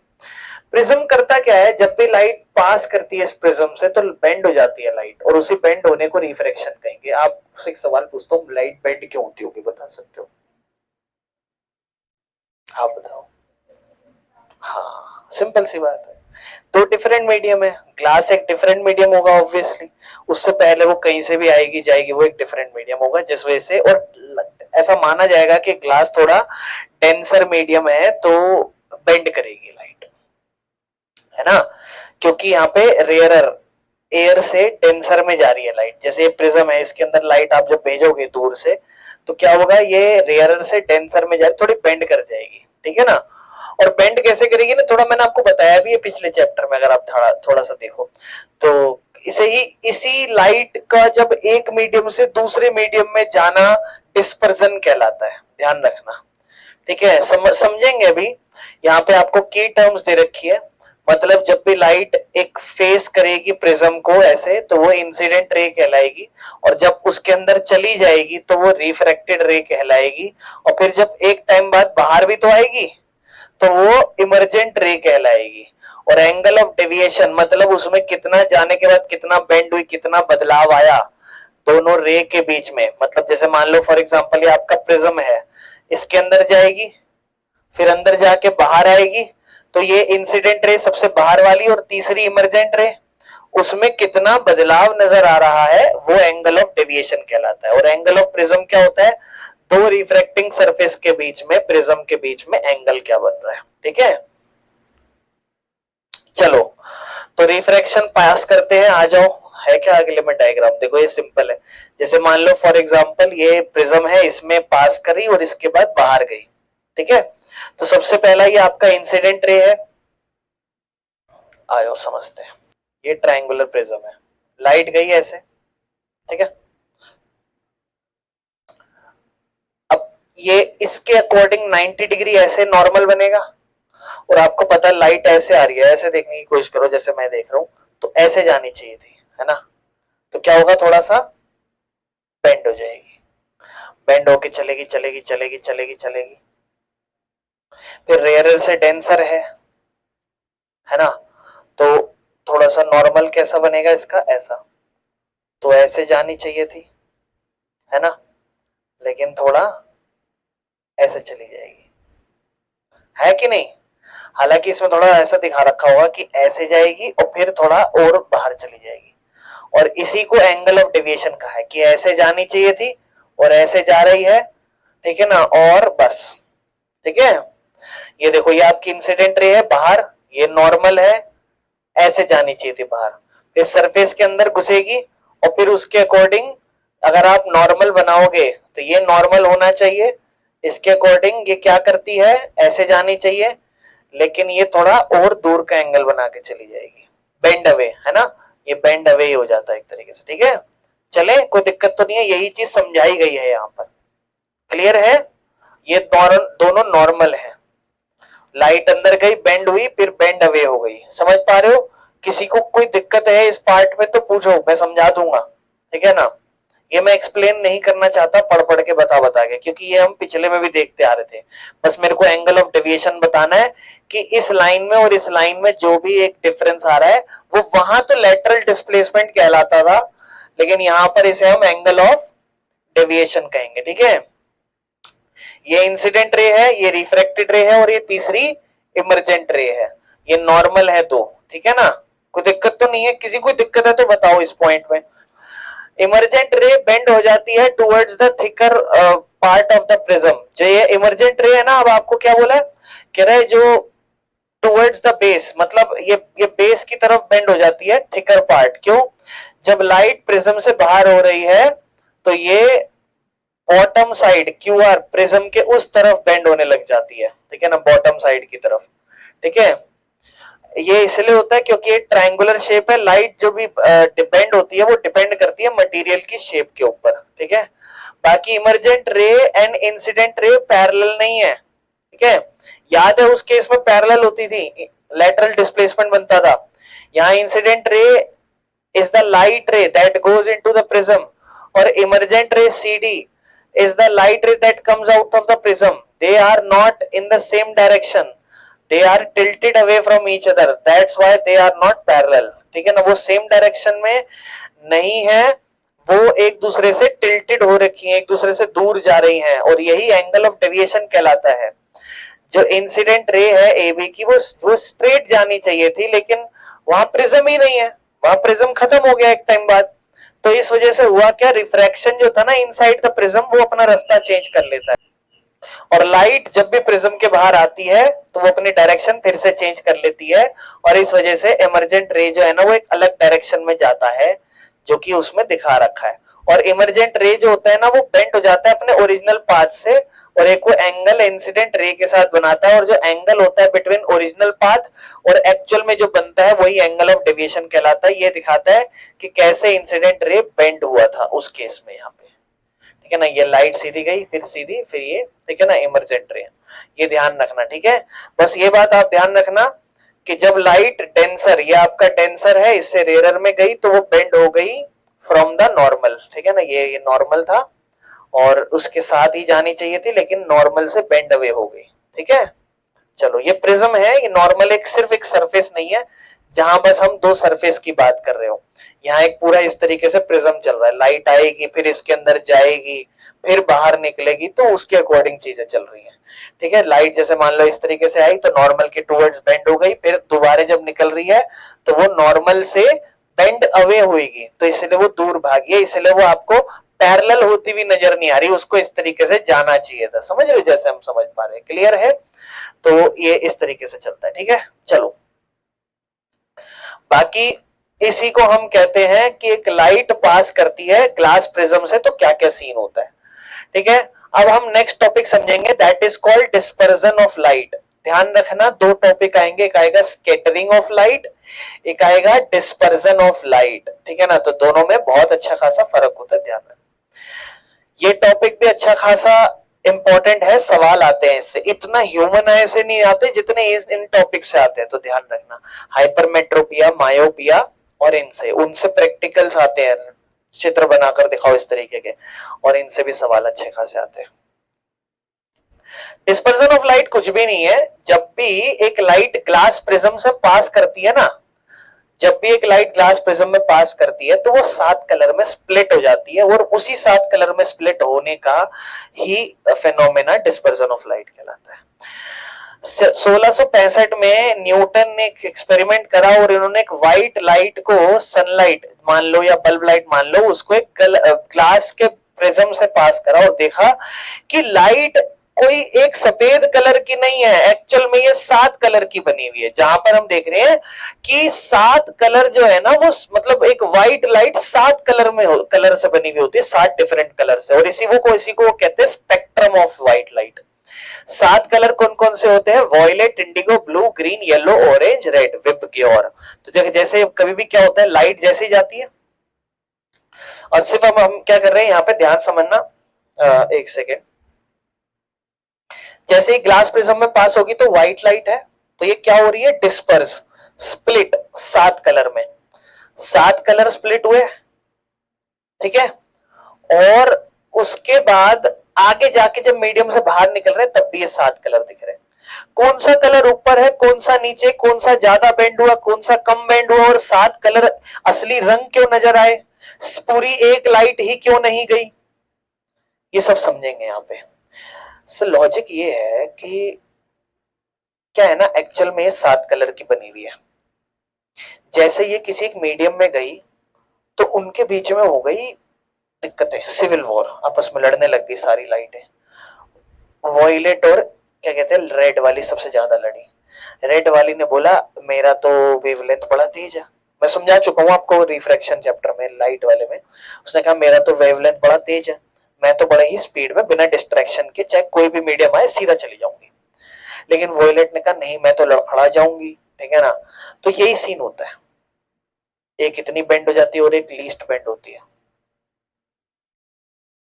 बाकी कहती है हम भी थोड़ा थोड़ा बेंड हो जाएंगे इस तरीके से, वेवलेंथ जिसकी जितनी कम है, ठीक है।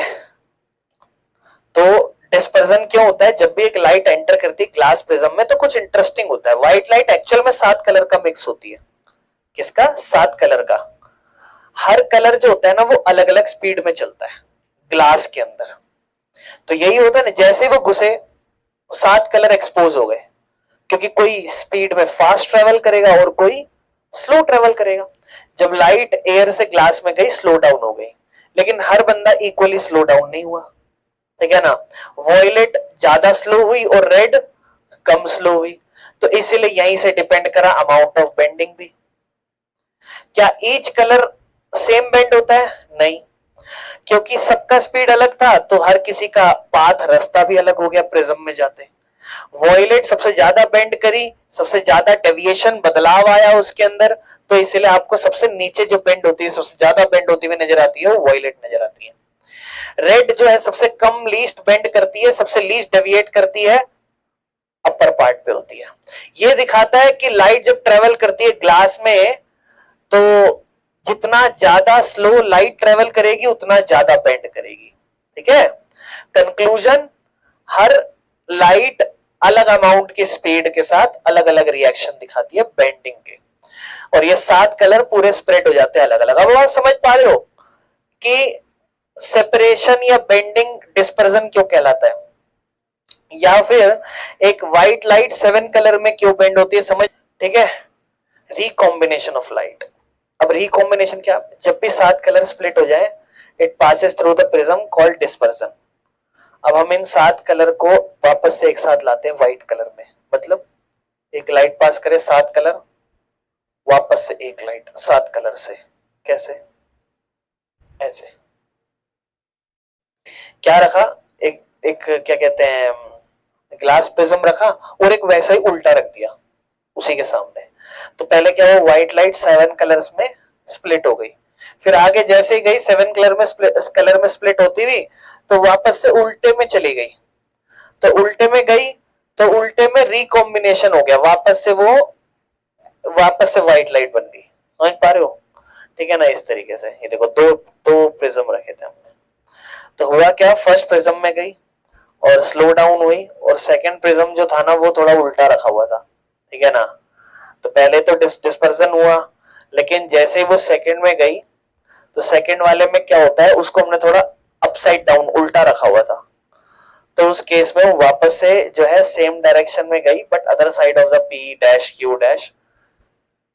सेकंड प्रिज्म उल्टा था तो रिफ्रैक्टिंग सरफेस रिवर्स हो गए, जो भी रिफ्रैक्शन था सारा उल्टा हिसाब किताब हो गया, क्योंकि प्रिज्म उल्टा था तो कलर्स जो बेंड हुए थे वो अपोजिट डायरेक्शन में बेस की तरफ थे सेकंड प्रिज्म में, तो अब वो टॉप साइड पे हो गए, तो वो अपोजिट बेंडिंग हो गई वापस से, मतलब जो बेंडिंग अब तक नीचे गई थी वो बेंडिंग वापस से अपोजिट हो गई, ठीक है ना। तो वो सारे कलर वापस से मर्ज हो गए, जो फर्स्ट में डाइवर्ज हुए थे वो सेकंड में कन्वर्ज हो गए। फाइनल रिजल्ट होता क्या है, जब भी आप सेकंड प्रिज्म को देखते हो तो 7 कलर वापस से मर्ज हो जाते हैं, ठीक है, स्क्रीन पे, और ये दिखाता है रिकंबाइन करना।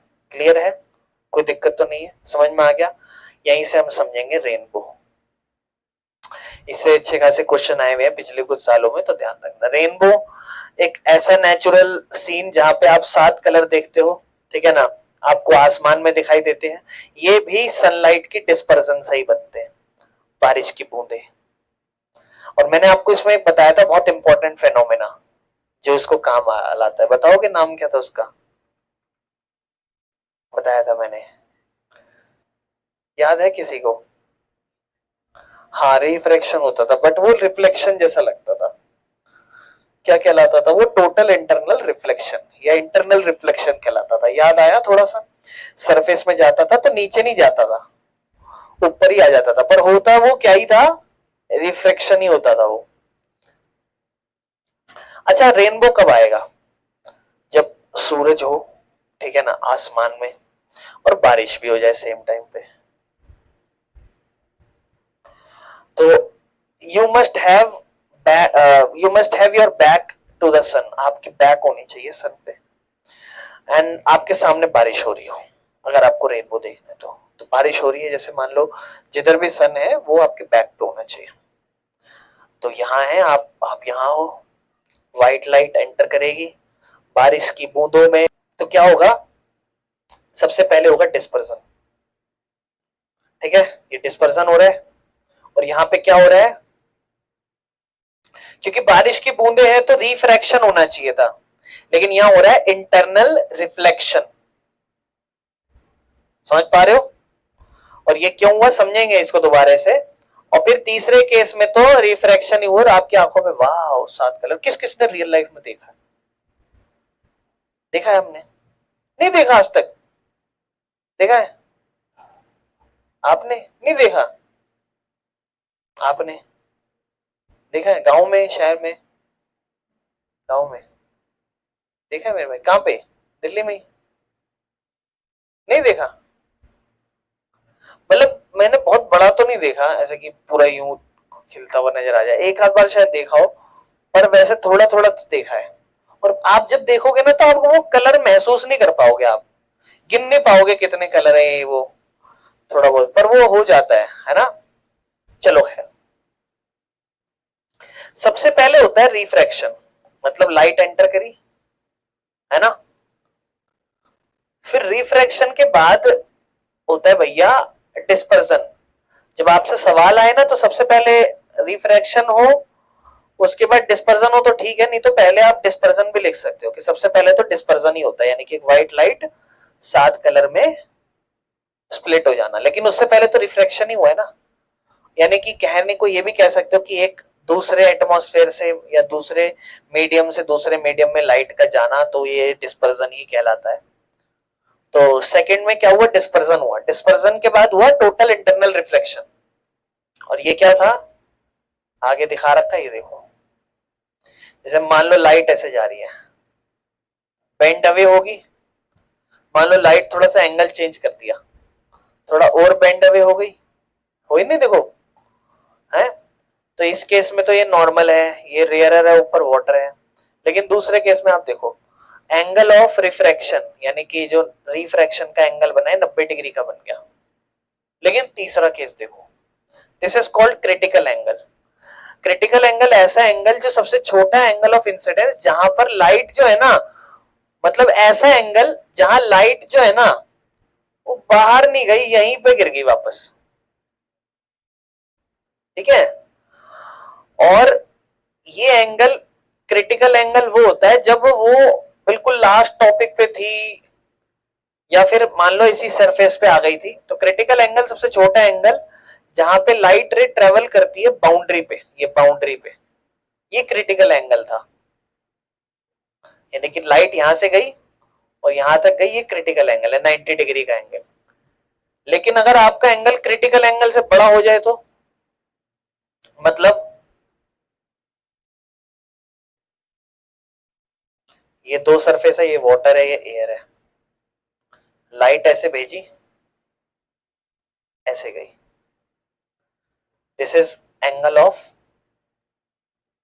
Refraction and this is angle of incidence.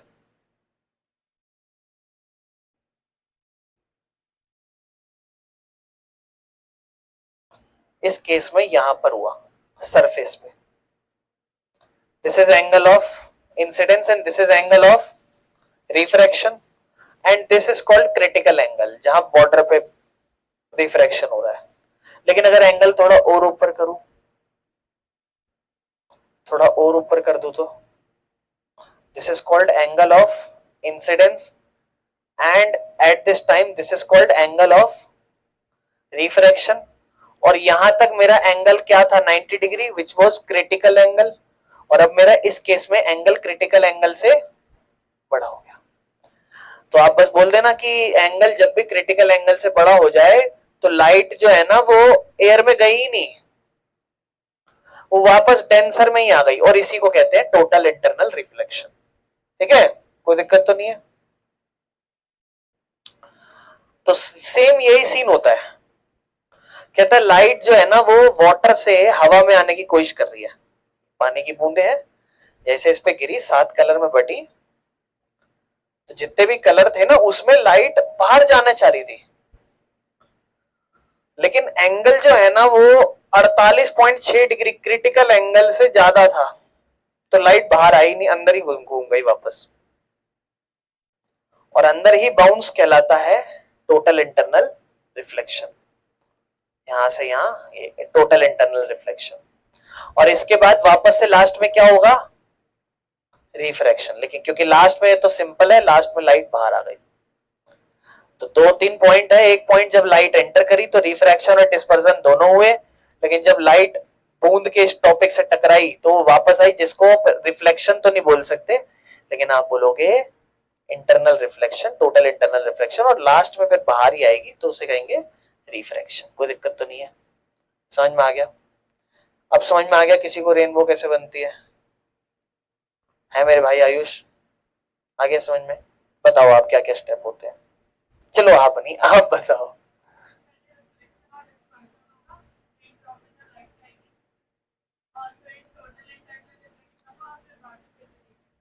आप बताओ, समझाओ इसको पूरा, क्या क्या हो रहा है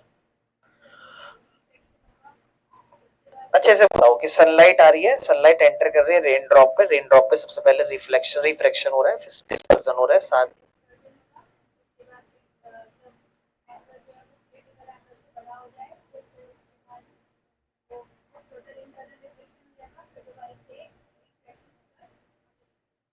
ठीक है आप बताओ।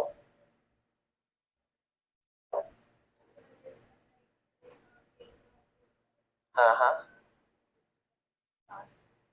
स्प्लिट हो जाएगी, ठीक है।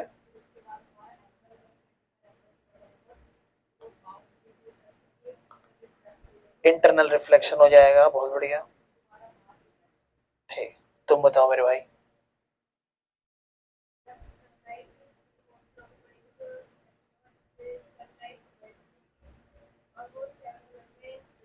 डिस्पर्जन हो जाएगा,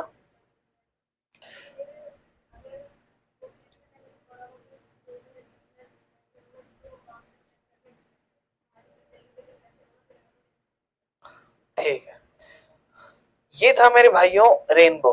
हमने समझा ग्लास प्रिज्म वाला सीन और रेनबो वाला scene. Next topic is atmospheric refraction. ठीक है, एटमॉस्फेरिक रिफ्रैक्शन क्या है, मतलब कुछ भी नहीं, पृथ्वी है, पृथ्वी के चारों तरफ ये एटमॉस्फेयर है, और लाइट इसमें जब आती है, हाउ लाइट, तो बेंड हो जाती है। ये हम पढ़ेंगे।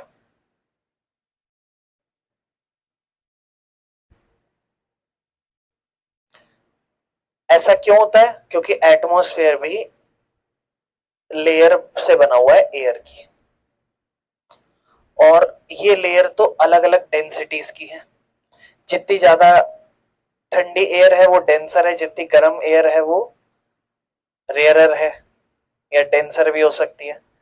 जब भी लाइट सन से या तारों से पृथ्वी पे पड़ती है तो वो कुछ लेयरों से होके जाती है, और ये लेयर उनकी स्पीड बदल देते हैं, और as a result the light bends, this is called refraction. और लाइट जो है उसको बहुत सारी लेयर से आना पड़ता है, तो वो धीरे धीरे बेंड हो जाती है, और ये कंटिन्यूस बेंडिंग ही एटमॉस्फेरिक रिफ्रैक्शन कहलाती है। जैसे ध्यान से सुनो मेरी बात, दिस इज अर्थ, ये कशिश है,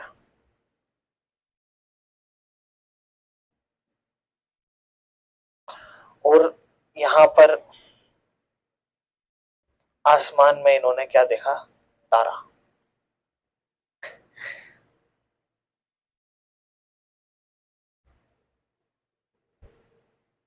तारा, ठीक है, आसमान में इन्होंने तारा देखा। ये एटमॉस्फेयर की लेयर्स हैं, आपको पता है, मीजोस्फेयर, स्ट्रेटोस्फेयर, एक्सोस्फेयर, ऐसे ही बहुत सारी लेयर्स हैं,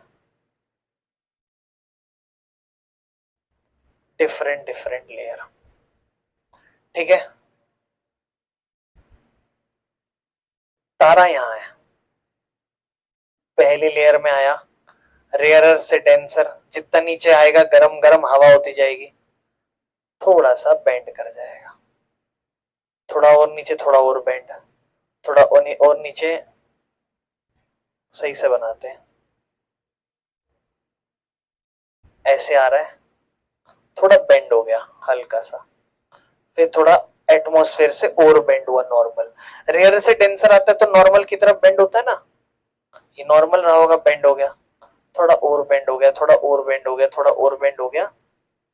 और मान लो कशिश की छोटी बहन यहां से देख रही है, कशिश फोन चला रही है, उसको इग्नोर करो। कशिश कशिश जो है यहां से देख रही है, और उसकी छोटी बहन, ए दीदी तारा देख, इस तरीके से। अच्छा, जैसे ये देख रही है ना, तो ये तो भोली आंखें वाला कंसेप्ट, ये क्या सोच रही है कि तारा कहाँ है, और इसे दिख भी यही रहा होगा, बट एक्चुअल में वो अपनी जगह पे होता ही नहीं है, वो तो यहाँ है। और हम लोग, वो क्या सोच रही बेचारी छोटी बहन की यहाँ है, वो तो एटमॉस्फेयर की वजह से लाइट बेंड होके वो इसकी आंखों में यहाँ पड़ रहे हैं। समझ पा रहे हो? जैसे मान लो फॉर एग्जांपल कोई चांद देख रहा है, ऐसे आ रहा है, लाइट से बेंड हुआ, थोड़ा और बेंड हुआ, और बेंड हुआ, और बेंड हुआ। कोई इंसान देख रहा है कि अरे क्या बात है, ये रहा चांद, चांद तो यहाँ है।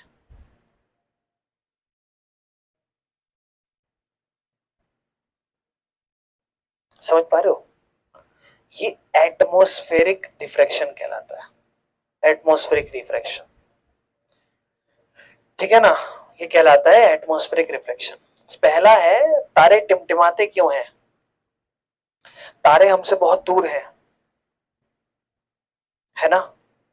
लाइट जो ट्रेवल करती है बहुत ही सीधे पाथ नहीं होता एग्जैक्टली, है ना।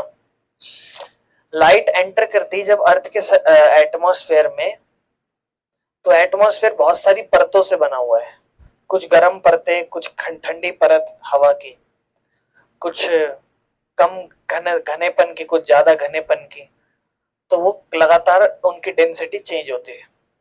लाइट बेंड होती रहती है बार बार बार बार बार बार एक लेयर से,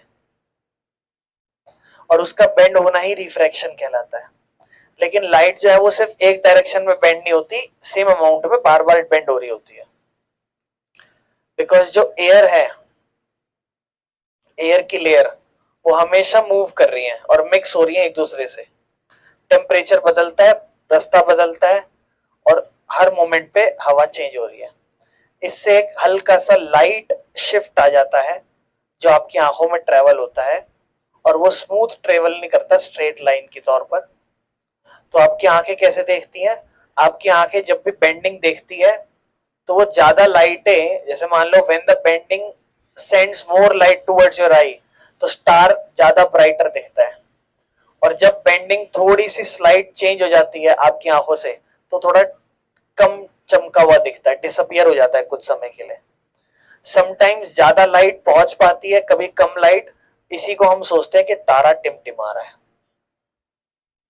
मतलब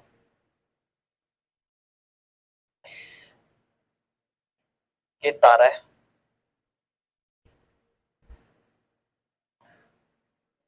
बेंडिंग सेम है। मान लो ये 3 लेयर है, पहले से आया, थोड़ा बेंड हुआ, थोड़ा और बेंड हुआ, आंखों में पहुंच रहा है, आंखें देख रही है, वाओ ये रहा तारा, है वो यहीं पर। इस बेंडिंग की वजह से सब सही है, बिल्कुल सीधा दिख रहा है आपको, चमकीला चमकीला तारा। लेकिन हवा ऐसे जा रही है, कुछ ऐसे आ रही है, कुछ ऐसे जा रही है, लगातार उनके बीच में एटमॉस्फेरिक डेंसिटी चेंज हो रही है। कभी घनापन ज्यादा है, कभी घनापन कम है। अब मान लो फॉर एग्जांपल थोड़ा सा चेंज हो गया बेंडिंग एकदम से, तो आपकी आंखें एकदम से जो ये चेंज देख रही थी, वो कुछ समय के लिए ये जो चेंज देख रही थी, बिल्कुल चमका हुआ तारा, ये थोड़ा सा डिम नजर आता है। क्यों? क्योंकि हवा जा रही है ना इधर से उधर, ये हवा इधर से उधर जा रही है तो घनापन कभी ज्यादा कभी कम, तो इस वजह से जो बेंडिंग है ना, जो रिफ्रैक्शन देख रहे हो एटमॉस्फेयर के अंदर, उसमें थोड़ा चेंज आ गया। वो चाह रही है कि अब थोड़ा सा और बेंड होके दिखाई दे। तो अभी तक के लिए आपको जो तारा दिखाई दे रहा था थोड़ा कम नजर आएगा, क्योंकि एटमॉस्फेरिक रिफ्रैक्शन बदल गया। एटमॉस्फेयर में हवाएं इधर उधर चेंज हो रही है, लगातार डेंसिटी चेंज हो रही है, घनापन ज्यादा कम होता जा रहा है। तो आपकी आंखें बार बार सेम चमकता हुआ तारा नहीं देख पाएंगी। कभी कभी ऐसा लगेगा कि वो एटमॉस्फेयर चेंज होने वाला है, तो अब ये फिनोमेना चेंज होकर ऐसा होगा कि कुछ देर के लिए तारा यहां से गायब हो जाए, आपको कहीं और नजर आए। तो उसके लिए उसको गायब भी तो होना पड़ेगा, ये जो पूरा रिफ्रैक्शन पड़ रहा है ये आपकी आंखों में नहीं होना पड़ेगा ना, कैंसिल होना पड़ेगा। तो इसलिए थोड़ी देर में डिम नजर आने लग जाता है, और हम क्या सोचते, अरे टिमटिमा रहा है। टिमटिमा नहीं रहा, वो हमारे सामने थोड़ा डिसअपियर हो रहा है।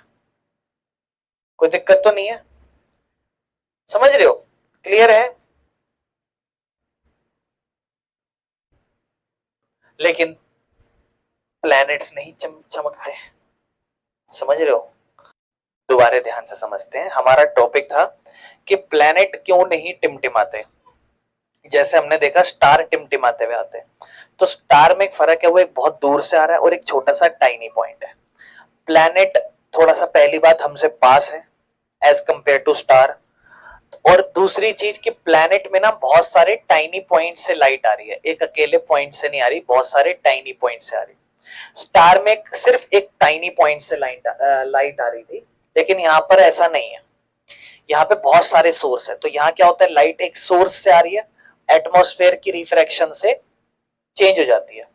चेंज होना अलग चीज है, चेंज भी नहीं, हम बात करेंगे कि डिफरेंट एटमॉस्फेयर की लेयर्स है, डिफरेंट एटमॉस्फेयर की हमारी लेयर्स है, कुछ लाइट ऐसे जाएगी, कुछ हवा ऐसे आ रही है, ऐसे जा रही है, कंटिन्यूअस हवा चेंज होती है, रेयरर से डेंसर होती रहती है, जिस वजह से कभी हमें ज्यादा ब्राइट नजर आता है और कभी हमें थोड़ा कम ब्राइट होता हुआ नजर आता है। क्यों? क्योंकि एयर कंटिन्यूअस चेंज हो रही है, हवा डेंसिटी एयर में, एटमॉस्फेयर में डेंसिटी कंटिन्यूअस चेंज हो रही है, जिस वजह से हमें वो कभी ज्यादा चमका हुआ कभी कम चमका हुआ नजर आता है, जिस वजह से हम कहते हैं तारा टिमटिमा रहा है। लेकिन प्लैनेट्स इसलिए नहीं टिमटिमाते क्योंकि यहां पर एक अकेला सोर्स हो सकता है कम ज्यादा दिखाए, लेकिन ऐसे कितने सारे सोर्स है ना, सब सोर्सेस से लाइट आ रही है, कोई आपको ज्यादा टिमटिमाता हुआ कम टिमटिमाता हुआ दिखेगा, लेकिन ओवरऑल एक लाइट है ये। अब सामने से मैं कहूं आपको एक लाइट दिखाई दे रही है और लाइटों के अंदर 10 लाइटें लगी हुई है, या 20 लाइटें लगी हुई है, उसमें से एक लाइट अगर कम भी नजर आए तो भी आपको क्या पूरी 20 लाइट की वजह से वो एक लाइट पे फोकस चला जाएगा, कम लाइट का नहीं जाएगा, आपको ओवरऑल लगेगा कि आप पूरी तरफ से लाइट आ रही है। तो एक लाइट अगर आपको डिम भी नजर आएगी और एक ज्यादा भी होगी तो दोनों एक दूसरे को कैंसिल आउट कर देंगी, जिस वजह से जब आप यहाँ बैठ के तारा देखते हो और तारा कहते हो ये तारा बड़ा टिमटिमा रहा है, तो वो एक्चुअल में तारा नहीं होता, वो होता है प्लेनेट, जो आपको ज्यादा ब्राइट नजर आता है as compare to star. Star आपको ज्यादा टिमटिमाते हुए नजर आएंगे, ब्राइट और डिम, क्योंकि वो एक ही सोर्स छोटे टाइनी पॉइंट से लाइट आ रही है, लेकिन यहाँ पे ग्रुप ऑफ टाइनी पॉइंट्स है। समझ में आ गया? किसी को कोई दिक्कत है कि प्लेनेट क्यों नहीं टिमटिमा रहे? इसमें किसी को दिक्कत है मैं दोबारा समझा दूंगा, देख लो, बोल दो क्लियर है। अब थ्योरी पढ़ते हैं। देखो उसने क्या बोला कि लाइट जो है ना प्लेनेट में वो बहुत सारे टाइनी पॉइंट से आ रही है। प्लेनेट जो है ना वो हमारे एटमॉस्फेयर में जब आ रहा है तो हमारा एटमॉस्फेयर पता है हमारे को चेंज होगा, कुछ लाइट होंगी जो डिम हो जाएंगी और कुछ लाइट जो है वो बिल्कुल डायरेक्टली ब्राइटेंड होके आएगी एटमॉस्फेयर में। तो इससे होगा क्या, जो डिम वाली है और जो ज्यादा ब्राइटन है वो एक दूसरे को कैंसिल आउट कर देंगे और ऑन एन एवरेज पूरा चमका हुआ नजर आएगा हमें, और इसलिए प्लेनेट वाला जो स्टार है वो हमें चमका हुआ नजर आता है। बाकी star seems higher than they actually are, ये वाली बात मैंने आपको कल ही समझा दिया। जितने वो हैं उससे हमें ज्यादा ऊंचे नजर आते हैं। क्यों? अब ये एग्जांपल है, यहाँ पे तारा है, ये जैसे ही आपके इस एटमॉस्फेयर में आएगा तो रेयरर से डेंसर में आके थोड़ा थोड़ा थोड़ा थोड़ा थोड़ा थोड़ा बेंड हो जाएगा। समझ पा रहे हो बेंड क्यों होगा? क्योंकि ये रेयरर है, यहाँ हवा कम है, जैसे ही आप एटमॉस्फेयर में आओगे डेंसर में आओगे और नॉर्मल की तरफ, लाइट बेंड हो जाती है। अब यहाँ पे बैठी हुई कशिश की बहन वो क्या सोचेगी कि लाइट कहां से आ रही है, यहां से आ रही है, ज्यादा ऊंची नजर आएगी उसे। समझ पा रहे हो? ज्यादा ऊंची नजर आएगी, कोई दिक्कत तो नहीं है।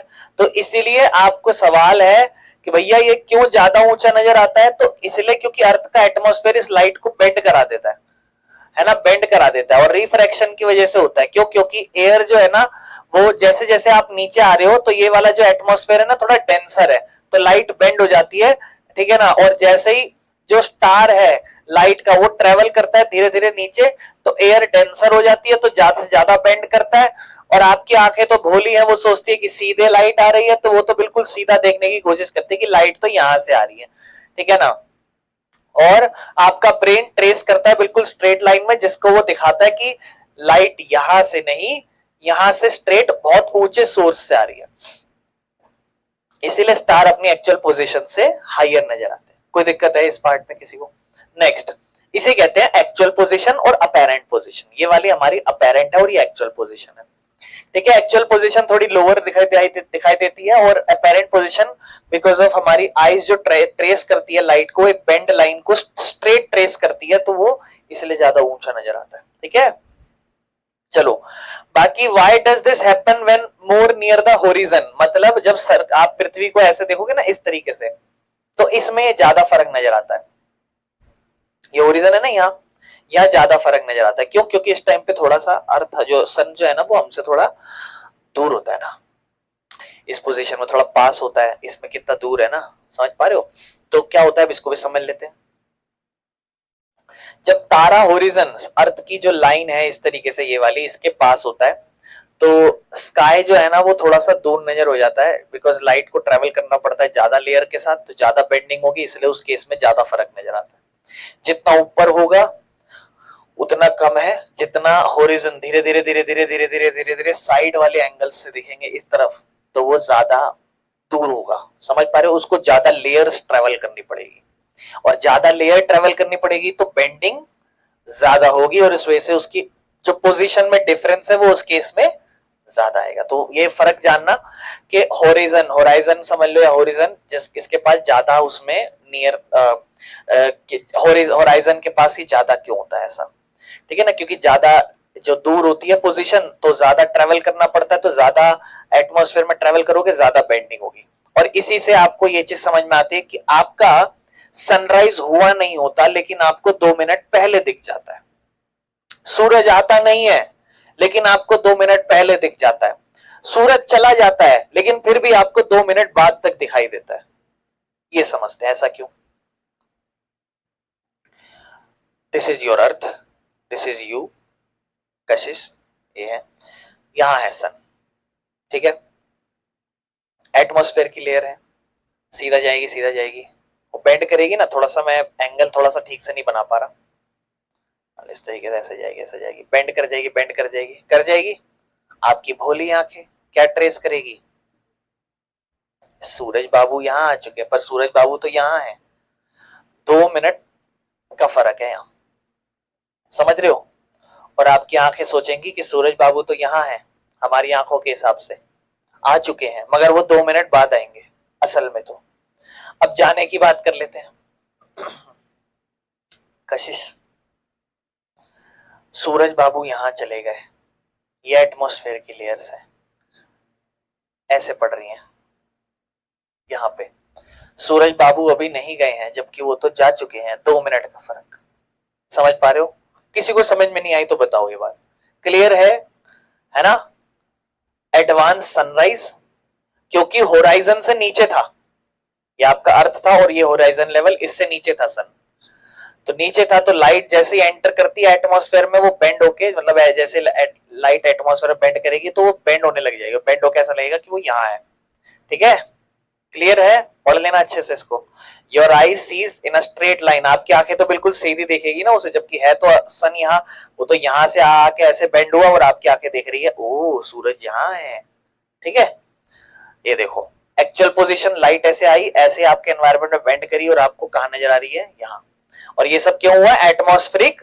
रिफ्रैक्शन, एटमॉस्फेयर के रिफ्रैक्शन में, क्यों, स्पेस है ना भाई, कम लाइट कम हवा, ज्यादा हवा, डेंसिटी रेयरर डेंसर, रेयरर से डेंसर जाती है, नॉर्मल की तरफ बेंड करती है, और जब बेंड करेगी तो हमारी आंखें तो भोली है, वो थोड़ी ना सोचेगी बेंड है तो सीधी आ रही है, कोई दिक्कत, चले, सेम इसी तरीके से डिलेड का केस चलता है, ठीक है, और sun appears higher after the actual set sunset हो चुका है लेकिन हमें थोड़ा अभी भी ऊपर नजर आ रहा है, ठीक है, एक्चुअल और अपेरेंट पोजीशन, ठीक है, दो, और इसी को 2 मिनट का फर्क कहते हैं, और 2 और 2 टोटल 4 मिनट का फर्क नजर आता है, क्लियर है, यानी कि आपको सूरज 4 मिनट ज्यादा नजर आएगा एक्चुअल में उसके टाइम से, ठीक है।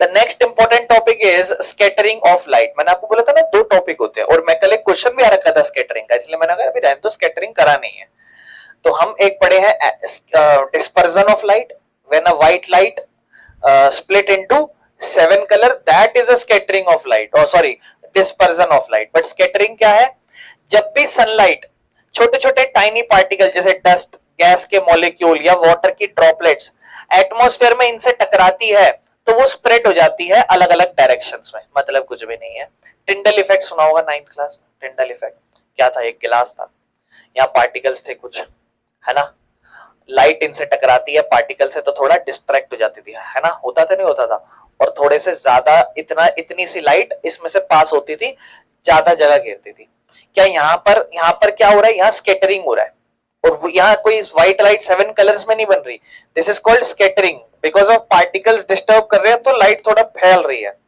स्कैटरिंग ऑफ लाइट, है ना, क्लियर है, spreading of light is called scattering, ठीक है, जैसे देखो सनलाइट आ रही है अलग अलग एटमॉस्फेयर से टकरा रही है और फैल रही है चारों तरफ, फैल रही है चारों तरफ, समझ रहे हो, गैस के मॉलिक्यूल किससे टकरा रही होगी, ऑक्सीजन, नाइट्रोजन, या कोई डस्ट, धूल मिट्टी, इन सब से टकरा रही होगी, खास करके पानी की ड्रॉप से टकराती है जब कोई ह्यूमिड क्लाइमेट होता है तो, ठीक है ना, और ये जो छोटे छोटे पार्टिकल्स हैं ये पार्टिकल अच्छा टकराएगी जब ही जब प्रॉपर वेवलेंथ से छोटी होगी, मतलब जैसे मान लो लाइट आ रही है ऐसे और यहाँ पार्टिकल्स है, लाइट पार कर गई, स्कैटरिंग हुई नहीं, क्यों, क्योंकि पार्टिकल जो थे ना वो छोटे थे और लाइट की जो वेवलेंथ थी ना वो बड़ी थी, उन्होंने बोला हट सीधा निकल गए इस तरीके से, लेकिन अब क्या हुआ, पार्टिकल थोड़े बड़े हो गए, जैसे ही आई ने पकड़, पता है किसको पकड़ लिया, ब्लू वाली को, बोले तू रुक जा, वेवलेंथ छोटी है ना, वेवलेंथ क्या है छोटी है इसकी, बेचारी वो फंस जाती है यहाँ पे और बाकी सारी निकल जाती है पार, इसलिए आपको आसमान का नीला प्रभाव दिखता है, सनलाइट है ना, नीला इसीलिए दिखाई देता है आपको, ठीक है ना, समझेंगे इसको, खैर आगे बोलता है भाई अगर सिंपल सा केस है, अगर पार्टिकल जो है ना वो छोटे हुए तो वो सीधा निकल जाएगी, ठीक है ना, जैसे मान लो ये लाइट है, ठीक है ना, और ये एज अ वेव दिखाई दे रही है आपको, है ना, यूं यूं यूं यूं यूं। और ये लाइट का जैसे ये पार्ट वेवलेंथ कहलाता है, तो ऊपर नीचे के बीच में, है ना, टॉप और उसके बीच में, ये वेवलेंथ कहलाता है। तो ये लाइट कैसे इंटरेक्ट करती है, देखो सनलाइट हमें पता है 7 कलर की है, जब भी वो पार्टिकल्स होते हैं वो उसको परेशान करते हैं, तो आपको पता है हर कलर स्कैटर नहीं होंगे, जिसकी छोटी वेवलेंथ हो सकती है, हो सकता है वो स्कैटर कर जाए, और जिसकी बड़ी वेवलेंथ है वो तो धक्का मुक्की से चाटा चूटा मार के पार्टिकल्स को निकल जाते हैं आगे, कि हम तुमसे नहीं परेशान हो रहे। और इसी को कहेंगे टिंडल इफेक्ट। देख लेते हैं टिंडल इफेक्ट क्या होता है, लाइट का स्कैटर हो जाना। मतलब क्या भाई, एक सिंपल सी बात है, एक मीडियम है, एयर वाटर डस्ट, इससे क्या हुआ, लाइट पास कराई, तो समझ रहे हो ये फेनोमेना क्या है, scattering of light by colloidal particles is called Tyndall effect. मतलब हुआ कुछ भी नहीं, सिंपल सी बात है, टिंडल इफेक्ट लाइट का स्कैटर हो जाना। कब, जो छोटे छोटे पार्टिकल प्रेजेंट थे, जैसे हवा, पानी या डस्ट प्रेजेंट थे, तो लाइट आई, थोड़ी सी स्कैटर हो गई, और उसी को टिंडल इफेक्ट कह देते हैं। जब सनलाइट एंटर करती है एक डस्ट वाले रूम में, धूल मिट्टी वाले रूम में, एक विंडो के थ्रू, तो बहुत सारी बीम ऑफ लाइट क्या होती है ना, आप देखते हो वो स्कैटर हो जाती है। स्कैटर इसलिए होती है क्योंकि डिस्ट्रैक्ट कर दिया ना पार्टिकल्स ने उन्हें, ठीक है ना। कंडीशन क्या है, टिंडल इफेक्ट बेटा जब भी होगा जब पार्टिकल जो है ना वो छोटे हो, लेकिन बहुत ज्यादा छोटे ना हो, वेवलेंथ से थोड़े बड़े हो पार्टिकल। अगर पार्टिकल ही छोटे हो गए तो वेवलेंथ धक्कम धुक्की करके निकल जाएगी और स्कैटरिंग नहीं होगी। तो स्कैटरिंग जब ही होगी जब पार्टिकल्स बड़े हो थोड़े थोड़े वेवलेंथ से, ठीक है। तो मीडियम जब ही कोलाइड करना चाहिए ना तभी, वरना तो वो क्या होगा, जैसे मान लो जब टाइनी पार्टिकल जो है ना वो बराबर बटे हुए हैं अगर, और वो सेटल डाउन नहीं हो रहे, तो जैसे ट्रू सॉल्यूशन होता था वहां पे क्या होता था, नमक का पानी है, नमक के जो पार्टिकल्स है धीरे एक टाइम बाद घुल जाते हैं चारों तरफ, और वो परेशान नहीं करते। या मिट्टी का पानी रख दो, मिट्टी नीचे सेटल डाउन हो जाएगी, तो क्या उसमें स्कैटरिंग होगी, नहीं। मिल्क के अंदर हो जाएगी, क्योंकि मिल्क में क्या होता है, जो पार्टिकल्स होते हैं ना दूध के अंदर, पार्टिकल्स होते हैं, फैट मॉलिक्यूल्स, ये सब, वो सब ना तो कभी सेटल डाउन होते और ना पूरे घुल जाते, उसके अंदर डिसॉल्व भी नहीं होते। जैसे नमक है, नमक तो पूरा पानी में घुल जाता है, लेकिन दूध है, दूध के अंदर कुछ कैसे कैसे पार्टिकल्स होते थे जो प्रॉपरली घुल नहीं पाते थे, हमने 9th में पढ़ा था।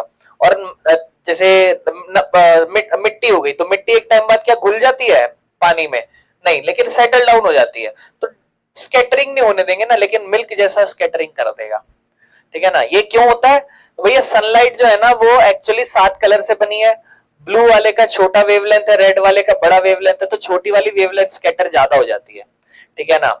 और उल्टा रिलेशन है, अगर वेवलेंथ ज्यादा है तो स्कैटरिंग कम होगी, वेवलेंथ कम है तो स्कैटरिंग ज्यादा होगी।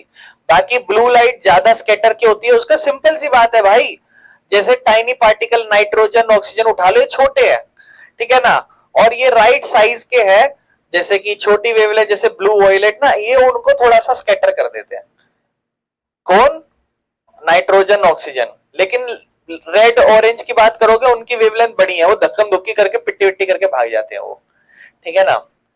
चलो, इसलिए छोटी वेवलेंथ ब्लू और वॉयलेट इनकी छोटी है तो ये इजिली स्कैटर हो जाते हैं, और बड़ी वेवलेंथ जैसे कि रेड ऑरेंज इनको थोड़ा लगता है इनको नहीं कर सकते। लेकिन अगर और बड़े पार्टिकल्स ले आओ, डस्ट वाटर ड्रॉपलेट्स, तो ये तो बड़ी वेवलेंथ को सबके पूरे 7 के 7 कलर को रोक लेंगे, बोलेंगे चलो अब तुम रोको सबके सब, है ना।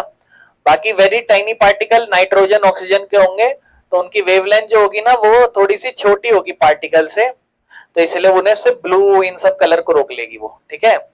और एग्जाम्पल क्या है, हमारा आसमान नीला, इसीलिए जैसे हमारे आसमान में सारी लाइटें आती हैं, लेकिन उसमें रेड वाली इंफ्रारेड डायरेक्ट हमारे नीचे आ जाती है, इसलिए हमारे को नुकसान भी देती है वो, क्योंकि वेवलेंथ बड़ी है, उन्हें एटमॉस्फेयर नहीं रोक सकता। लेकिन ब्लू, वॉयलेट, वॉयलेट वाली जो है विबग्योर में, वॉयलेट, इंडिगो, ब्लू, ये तीनों की वेवलेंथ थोड़ी छोटी होती है, तो पार्टिकल्स जैसे ही आसमान से आते हैं ये, तो सनलाइट जैसे ही आती है तो पार्टिकल्स क्या करते हैं, बोलते हैं ना रुक जाओ, पार्टिकल्स इन्हें रोक लेते हैं और स्कैटर फैला देते हैं चारों तरफ, तो रेड ब्लू वाली, रेड वाली ऑरेंज वाली तो नीचे आ जाती है पूरी, लेकिन ये चारों तरफ आसमान में फैल जाती है, और इसे हमें समुद्र, और समुद्र क्या, सॉरी, आसमान हमें नीला नजर आता है, लेकिन आपको कभी कभी लाल भी नजर आता होगा, है ना। चलो, बाकी एस्ट्रोनॉट को काला क्यों दिखाई दे रहा होता है स्पेस, क्योंकि वो एक ऐसी पोजीशन पे है जहां पर पार्टिकल्स ही नहीं है, स्पेस है ना वो, तो वहां तो कोई पार्टिकल, वैक्यूम है वो, तो वैक्यूम सिचुएशन, ना कोई पार्टिकल है, ना लाइट जाएगी, ना स्कैटर होगी, कुछ भी नहीं होगा, क्योंकि कोई ब्लू लाइट नहीं है, क्योंकि कोई एटमॉस्फेयर ही नहीं है। तो स्कैटरिंग अगर अगर भाई एटमॉस्फेयर ही नहीं हुआ तो स्कैटरिंग नहीं होगी। समझ पा रहे हो, लाइट स्कैटर ही नहीं करेगी, लाइट आ रही है ऊपर से और तुम्हारा एटमॉस्फेयर ही नहीं है। अगर एटमॉस्फेयर नहीं है, ना ऑक्सीजन ना नाइट्रोजन पार्टिकल्स नहीं है, लाइट आएगी टकराएगी नहीं, स्कैटरिंग नहीं होगी, आसमान नीला नजर नहीं आएगा, हमेशा काला काला नजर आएगा। डेंजर सिग्नल्स रेड क्यों होते हैं? क्योंकि बड़ी वेवलेंथ है, दूर दूर से आपकी जो लाइट है वो स्कैटर नहीं होने देती लाल वाले को, उनकी वेवलेंथ तेज है ना, तो ये सबसे कम स्कैटर होते हैं, नीले नहीं होते ये, क्योंकि नीले वाले होती तो स्कैटर हो जाती, इसलिए तो आप नीला बोर्ड नहीं देख पाते। हाईवे का कभी देखना हो, दिल्ली कितना रह गया, वो बिल्कुल पास जाके ऊपर देखते हो कि हाँ जी दिल्ली अब इतना रह गया, ठीक है ना। तो उस तरीके से मुश्किल होता है देखना। रेड इसलिए चुना क्योंकि ये बहुत दूर से भी देखा जा सकता है, क्योंकि इसमें ना स्कैटरिंग नहीं होती, ठीक है ना, तो लोगों को अच्छे से वार्निंग मिल सकती है। और रेड कलर जो है ना बिना स्कैटर हुए दूर से भी दिख जाता है, डेंजर सिग्नल। बाकी सन हमें सनराइज और सनसेट के टाइम पे क्यों ऐसा नजर आता है? क्योंकि बेटा उस केस में सन हमसे बहुत दूर है एज कंपेयर टू दिन में। दिन में एटमॉस्फेयर बहुत पास है, तो उससे वॉयलेट वाली स्कैटर होती है। अब इसमें वाली जैसे मान लो ऐसे लाइट आ रही है, तो इस केस में एटमॉस्फेयर बहुत दूर है और पार्टिकल्स थोड़ा ज्यादा रेड वाले को भी डिस्ट्रैक्ट कर देंगे, तो इसलिए आपको सनसेट या सनराइज के टाइम पे थोड़ा सा रेड नजर आता है। समझ पा रहे हो, क्योंकि उस टाइम पे रेड वाली स्कैटर हो जाती है, वो कहते हैं भैया अब तो हम स्कैटर हो गए, दूर से आ रही है ना बहुत ज्यादा। तो क्या होता है उस केस में, सनराइज सनसेट के टाइम पे सनलाइट को जो है बहुत दूर ट्रेवल करना पड़ता है एटमॉस्फेयर से हमारी आंखों में पहुंचने में, वहां ज्यादा एटमॉस्फेयर है, होराइजन वाला केस आ जाता है। तो पाथ लंबा है, लाइट जो है ना वो ज्यादा एयर से ट्रेवल करेगी, ज्यादा पार्टिकल डस्ट स्मोक सब ज्यादा मिलेंगे, ज्यादा स्कैटरिंग होगी, तो उसमें रेड और ऑरेंज वाले भी स्कैटर हो जाते हैं, इसलिए हमें जो है ना थोड़ा सा नीला लाल लाल दिखाई देता है। अभी जाके सूरज देखो उस तरफ आपको लाल लाल थोड़ा नजर आएगा। बाकी सन जो है ना वो व्हाइट क्यों नजर आता है, सूरज हमें व्हाइट क्यों नजर आता है दिन के टाइम पे जो हम देखते हैं? तो सन डायरेक्टली हमारे टंटोले के ऊपर मतलब टाट के ऊपर होता है, ऐसे अगर हम ध्यान से देखें तो सनलाइट जो है ना बहुत ही छोटा और स्ट्रेट है बिल्कुल ऊपर, तो उस टाइम पर हवा कम है सनलाइट और हमारे बीच, तो स्कैटरिंग भी कम होती है, वरना तो हमें सन जो है एक टाइम को लाल लाल भी नजर आता है सुबह के टाइम पे। क्यों? वेवलेंथ की वजह से, रेड वेवलेंथ की वजह से, और थोड़ा कभी कभी येलो, तो विबग्योर में येलो भी तो आता है, तो कभी कभी येलो नजर आ रहा होता है, तो समझ जाओ क्यों नजर आ रहा होता है। जो जो वेवलेंथ आ पा रही होती है उस हिसाब से वो हमें कलर दिखाई देता है, एक्चुअल में तो वो सनलाइट व्हाइट ही है। ये देखो दूर है तो रेड नजर आएगा, इसमें आपका आसमान ठीक है, यहाँ आपको बिल्कुल सनलाइट जो है सन का जो सन को देखोगे पूरा व्हाइट नजर आएगा। और हमारा चैप्टर यहाँ पे खत्म हो चुका है।